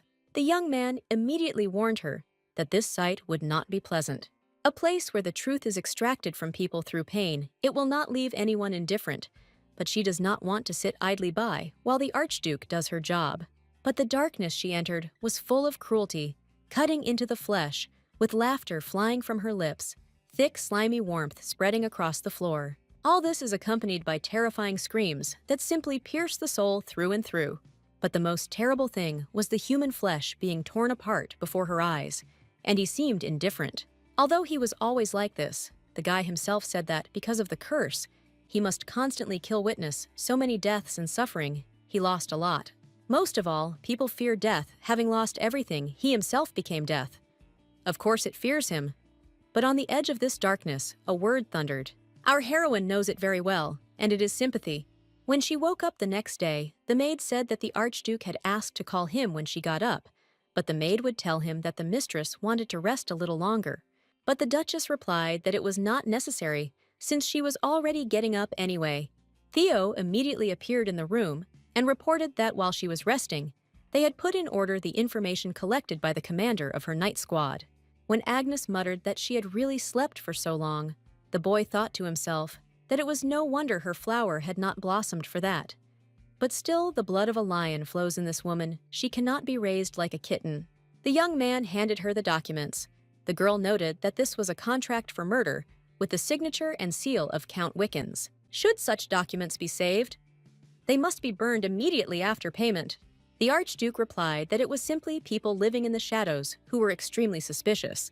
When asked what she was going to do, the girl replied that since the Count was aiming at her, he should be prepared to take a retaliatory blow, or he considered her some kind of simpleton. For some reason, everyone thinks that way, so she must show these individuals that if they touch the Agnes family, they will face a bitter end. Meanwhile, the Count was informed that the Knightly Order of Lexville had conducted a joint training session with the Knights of Agnes. The man said that just don't say that Theo was present at the scene of the planned murder. Those mercenaries were supposed to burn all the documents about the order. There shouldn't be a hint of his connection with them. The assistant handed Wickens another letter, which was sent by the Duchess. It was said that this act upset her as a representative of high-ranking nobility. She cannot downplay the scale of what happened, so Agnes declares a feudal war on the county of Wickens. The key word here was war, and it required the emperor's permission. It is clear that if the feudal war drags on, the power of the nobles will weaken, so the imperial family treats this favorably. But Agnes's victory will be a serious problem, because the winner can demand astronomical compensation from the loser. He cannot watch the girl's strength increase. Duke Agnes, a high-ranking aristocrat, who led the investigation into the death of the former emperor. He dared to go after the current ruler and dig up information, and Giorgio tried to kill his daughter with poison, but he has no idea how she survived. The girl is by no means a saint, because this phenomenon did not happen. The Wizards of Light disappeared along with the Wizards of Darkness back at the time of the founding of the nation. This Archduke, who does not look like a human being at all, is too obsessed with Duchess Agnes. Instead of going to the battlefield, he wanders around her. There was definitely a reason for his obsession with fighting. If it weren't for his magic, he would have crushed that arrogant guy. Did a fire mage really have that much power to begin with? I'm sure he did something else to get it. Then I thought that maybe she was the key to Lexville's suffering. In that case, he must certainly see how his bold expression will be distorted by mental pain. Wickens follows the power of the era should he close his eyes to the place that can become his current strength. Meanwhile, our heroine was informed that the Count had deployed a large number of spies and had managed to capture people. He was very curious whether the Archduke would join the war. The girl replied that it was nothing surprising.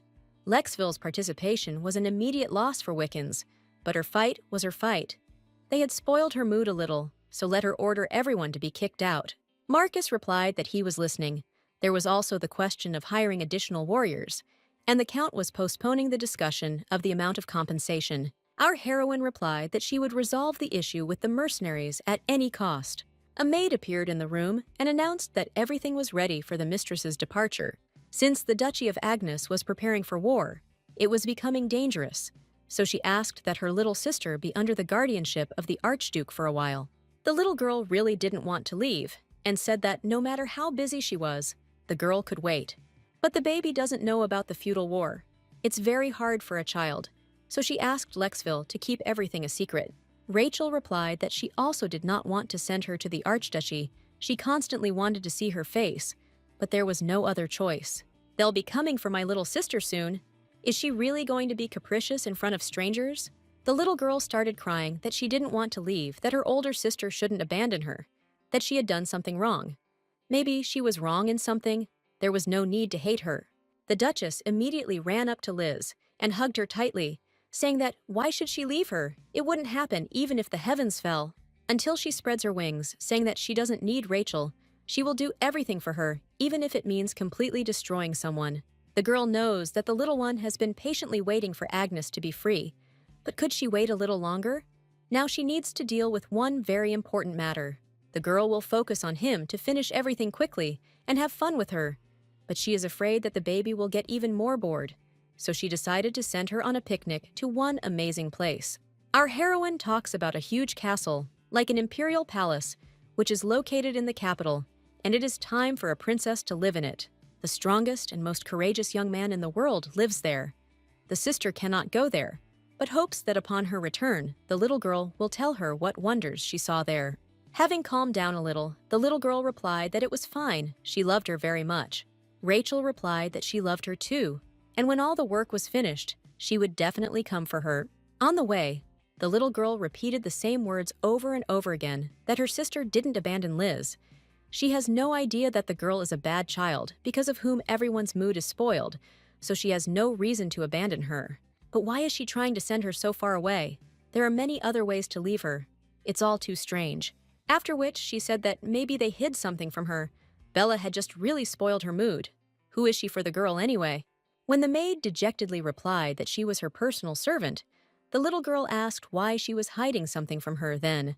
The assistant replied that this was an order about her ladyship, to which the little one said that it was good that she dutifully obeyed her sister, but she should not hide anything that concerned hers. Having collected her thoughts, the maid replied that the Duchy of Agnes was going to start a war. Liz didn't understand why, because this event is full of ominous events, misfortune, and death, which means the older sister is in danger.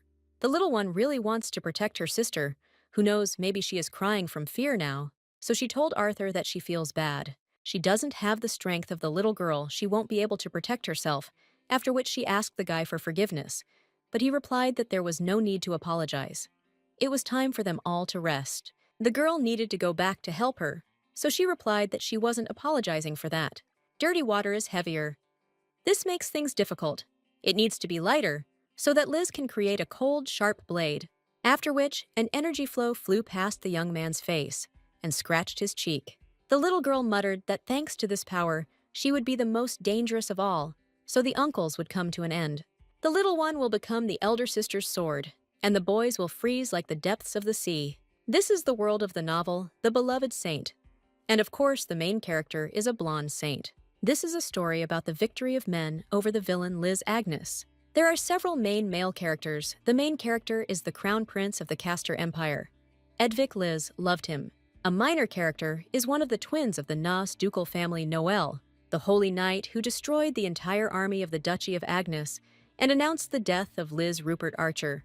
The last of them asked why she had been so kind to him all this time, since he was an insignificant mercenary. There was no need to waste kindness on him. The girl replied that there is not a single insignificant life in the world. For her, he is also a precious being created by God's love. The mercenary Caesar thought she was beautiful, a woman like a white wildflower. He wanted to devote himself entirely to her. This devoted servant of the saint, using the power of the king of mercenaries. He gathered fighters under his command to put pressure on the Agnes family and made a major contribution to the destruction of their army. This is the boy who is standing right in front of her now. He was screaming that he would not allow anyone to lay a finger on his father. Our heroine thought to herself that he was just a child now, so she ordered him to be seized. The duchy enters the war, the more mercenaries they have with them, the better. Besides, if she spares the future king of mercenaries from the difficulties and hardships he experienced in childhood, then in the future, no one will point swords at Liz. This time, the little sister will receive her love and grow up in a favorable environment. She will not become a young duchess and will not be bullied. She will have her own home and self-confidence. She will grow up as an ordinary child, enjoying what she deserves as the younger sister of the Duchess. She will be dearer than everyone will be the kindest, most honest, and dazzling. Meanwhile, the young man reported that the enemy was defeated. The boy told her to kill him instead when asked why. Since Rachel had come to see his father, he replied that knowing the state he was in, he still dared to say that. But our heroine passed him by and headed towards the house. The kid screamed that he shouldn't do this, that he shouldn't touch his father, because he was already out of his mind. The father of the king of mercenaries is Jarvis. He was also a king until an unknown poison made him incapacitated. In the original, Caesar lost his father to poison and became the leader after he found the enemy and plunged his sword into his heart.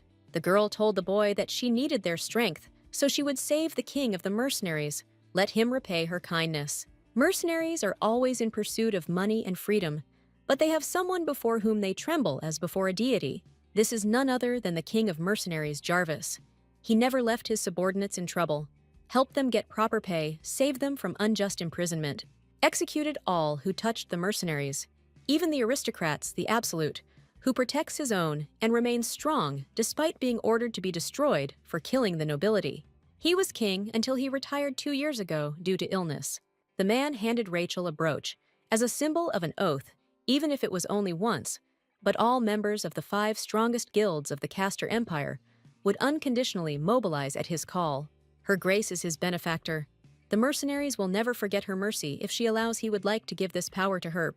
In the novel, this brooch was given to the saint, but now Caesar's salvation and decoration belong to her. Our heroine managed to take the sword that could have been aimed at her sister. Jarvis said he had a lot of questions, but he couldn't keep such an important person, so he'd be brief about how she managed to save him. The girl replied that the Piero herb is a poison that kills the soul. In fact, it is even more of a curse than a poison. Rachel is a magician and is now finally convinced that she has the power to cleanse herself of filth. The deeper the curse penetrates, the more fatal it is. The herb works best with something natural, such as alcohol. The boys immediately remembered the woman who said she bought a wonderful wine Caesar. He is also a big boy now, so if he is curious, he can try it too. After which, the king of mercenaries said that the Duchess gave him a good hint. It seems that he still has a lot of things to do in this world. When he sorts everything out, he will come to her to thank her. As she left, our heroine replied that she gave him her permission to do so. Meanwhile, the young man asked whether Her Grace really wanted to destroy the Knights of Lexville. The little girl replied that no, her older sister didn't know anything about it. The guy stated that it meant it was her initiative. I thought to myself that both Rachel and Liz are mages. If Agnes were their enemies, there would be a lot of problems, after which I asked what she plans to do after she kills everyone. Did she think that if everyone found out about this, her ladyship would suspect the little one? The girl replied that since they were already corpses anyway, she would tell them her plan. She would say that they had met robbers on the road, so they had killed all the uncles, and she and Bella had managed to escape. The young man thought to himself that she was a magician, but in fact she was still a child.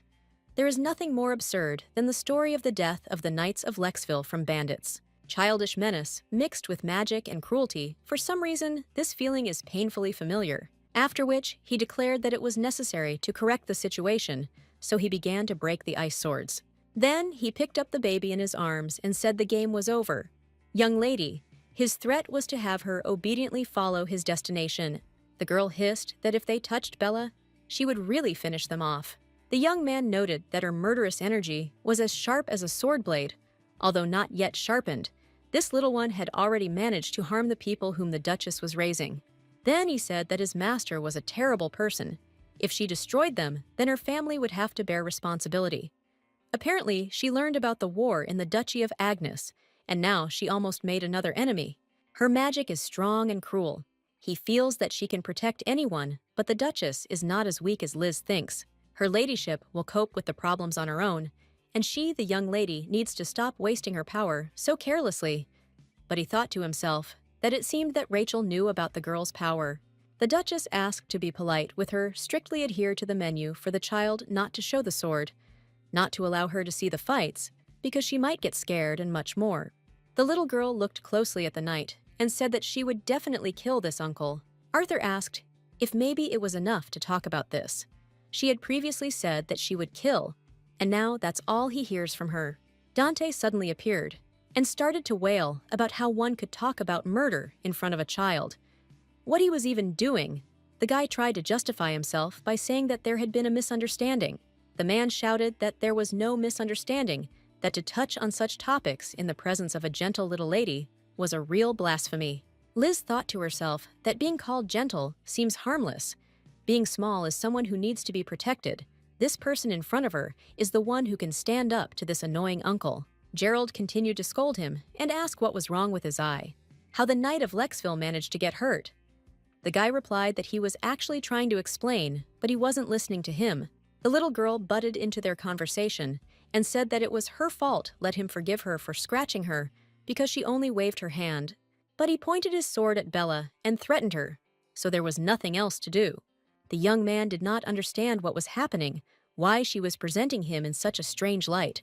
The assistant hissed that it was simply disgusting he had committed a simply barbaric act, to choose a child and a weak servant as opponents. Where has his nobility gone? This is complete madness. What baseness let him not dare approach the young lady again? The young man was so taken aback by what was happening that he couldn't even find the words to respond. Meanwhile, Marcus was thinking that the Count thought that the stupid Duchess might consider that a deep defense would be to her advantage. He would move his troops before she had time to complete her preparations. Most likely, this is exactly what will happen, so decide on a lightning attack. It is known that his army numbered people plus mercenaries. The girl replied that their troops numbered people. Actually, it was unclear where such confidence came from in the column, after which she asked how many mercenaries he had. The man replied that the number was still unknown, but he had hired 5 of the largest guilds. Their requests were ignored by the guilds, although a decent fee was offered for their services. Our heroine muttered that now they would have to answer because the oath of mercenaries has absolute power. The assistant exclaimed that he had just sent their man to them, how she had managed to get this thing at all. Rachel thought to herself that she had simply stolen something that belonged to the main character, but she answered out loud that it had happened by accident. Marcus continued that there was one problem left, and that was Count Wiccan's confidence. Despite her young age, she had incredible courage and strength, capable of attracting all 5 guilds to her side.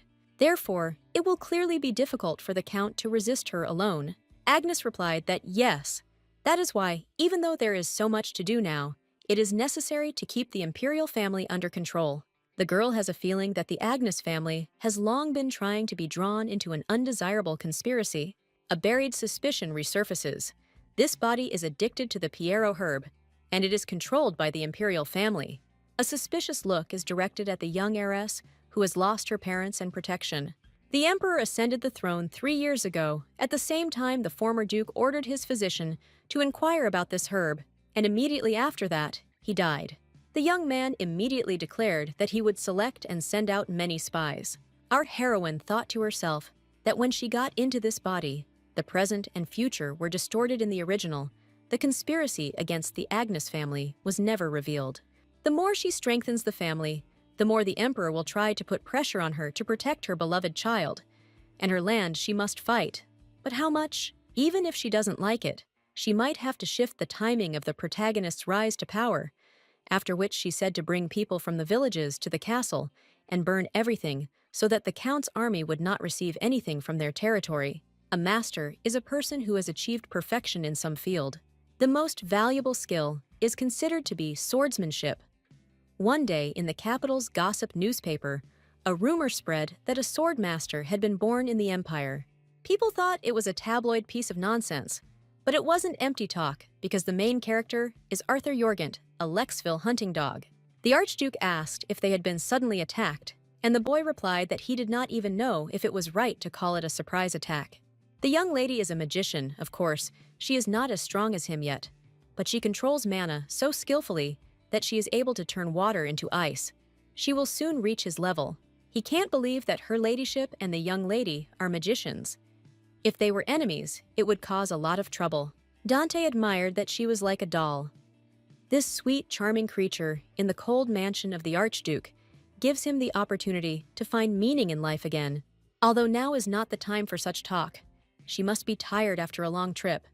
How does she feel in general? He will fulfill any of her wishes. Theo said that it was all just empty talk. Let Arthur take her to the room, and Dante actually had a report to him. The guy was indignant that he was really sending him with a treacherous lady whose nature even Rachel knew nothing about. The little girl whispered that she liked everything, but if she said one more word about her older sister, she would kill him. The young man replied that he heard words about being killed more often than on the battlefield. When they left, Geralt reported that it was confirmed that an envoy from the imperial family was on his way to the Wiccans family. The young man exclaimed that, it turns out that the imperial family is going to intervene in the war. The man replied that he killed Duke Agnes because he did not want him to uncover his dirty deeds. In the future, Giorgio would use even more vile tactics. Theo replied that this could not be allowed. The Duchess would only be safe if they restored her family to its former positions. It seems the Emperor is planning to hire 5 guilds and hand them over to Wiccans, since the Count may not have the strength to manage, so they are not playing fair. The guilds are not the most serious problem, but if the Count continues to rely on the imperial family, Agnes will be at an extreme disadvantage, after which the young man added that if the duchy could not cope, then they would have to intervene. He thought to himself whether he should give that little girl a stern warning when he left the castle, because then few people would be able to control her. Dante Gerald is a genius who has served the Lexville family for generations. The man who everyone believes is the one who is responsible for Theo turning into a monster during all the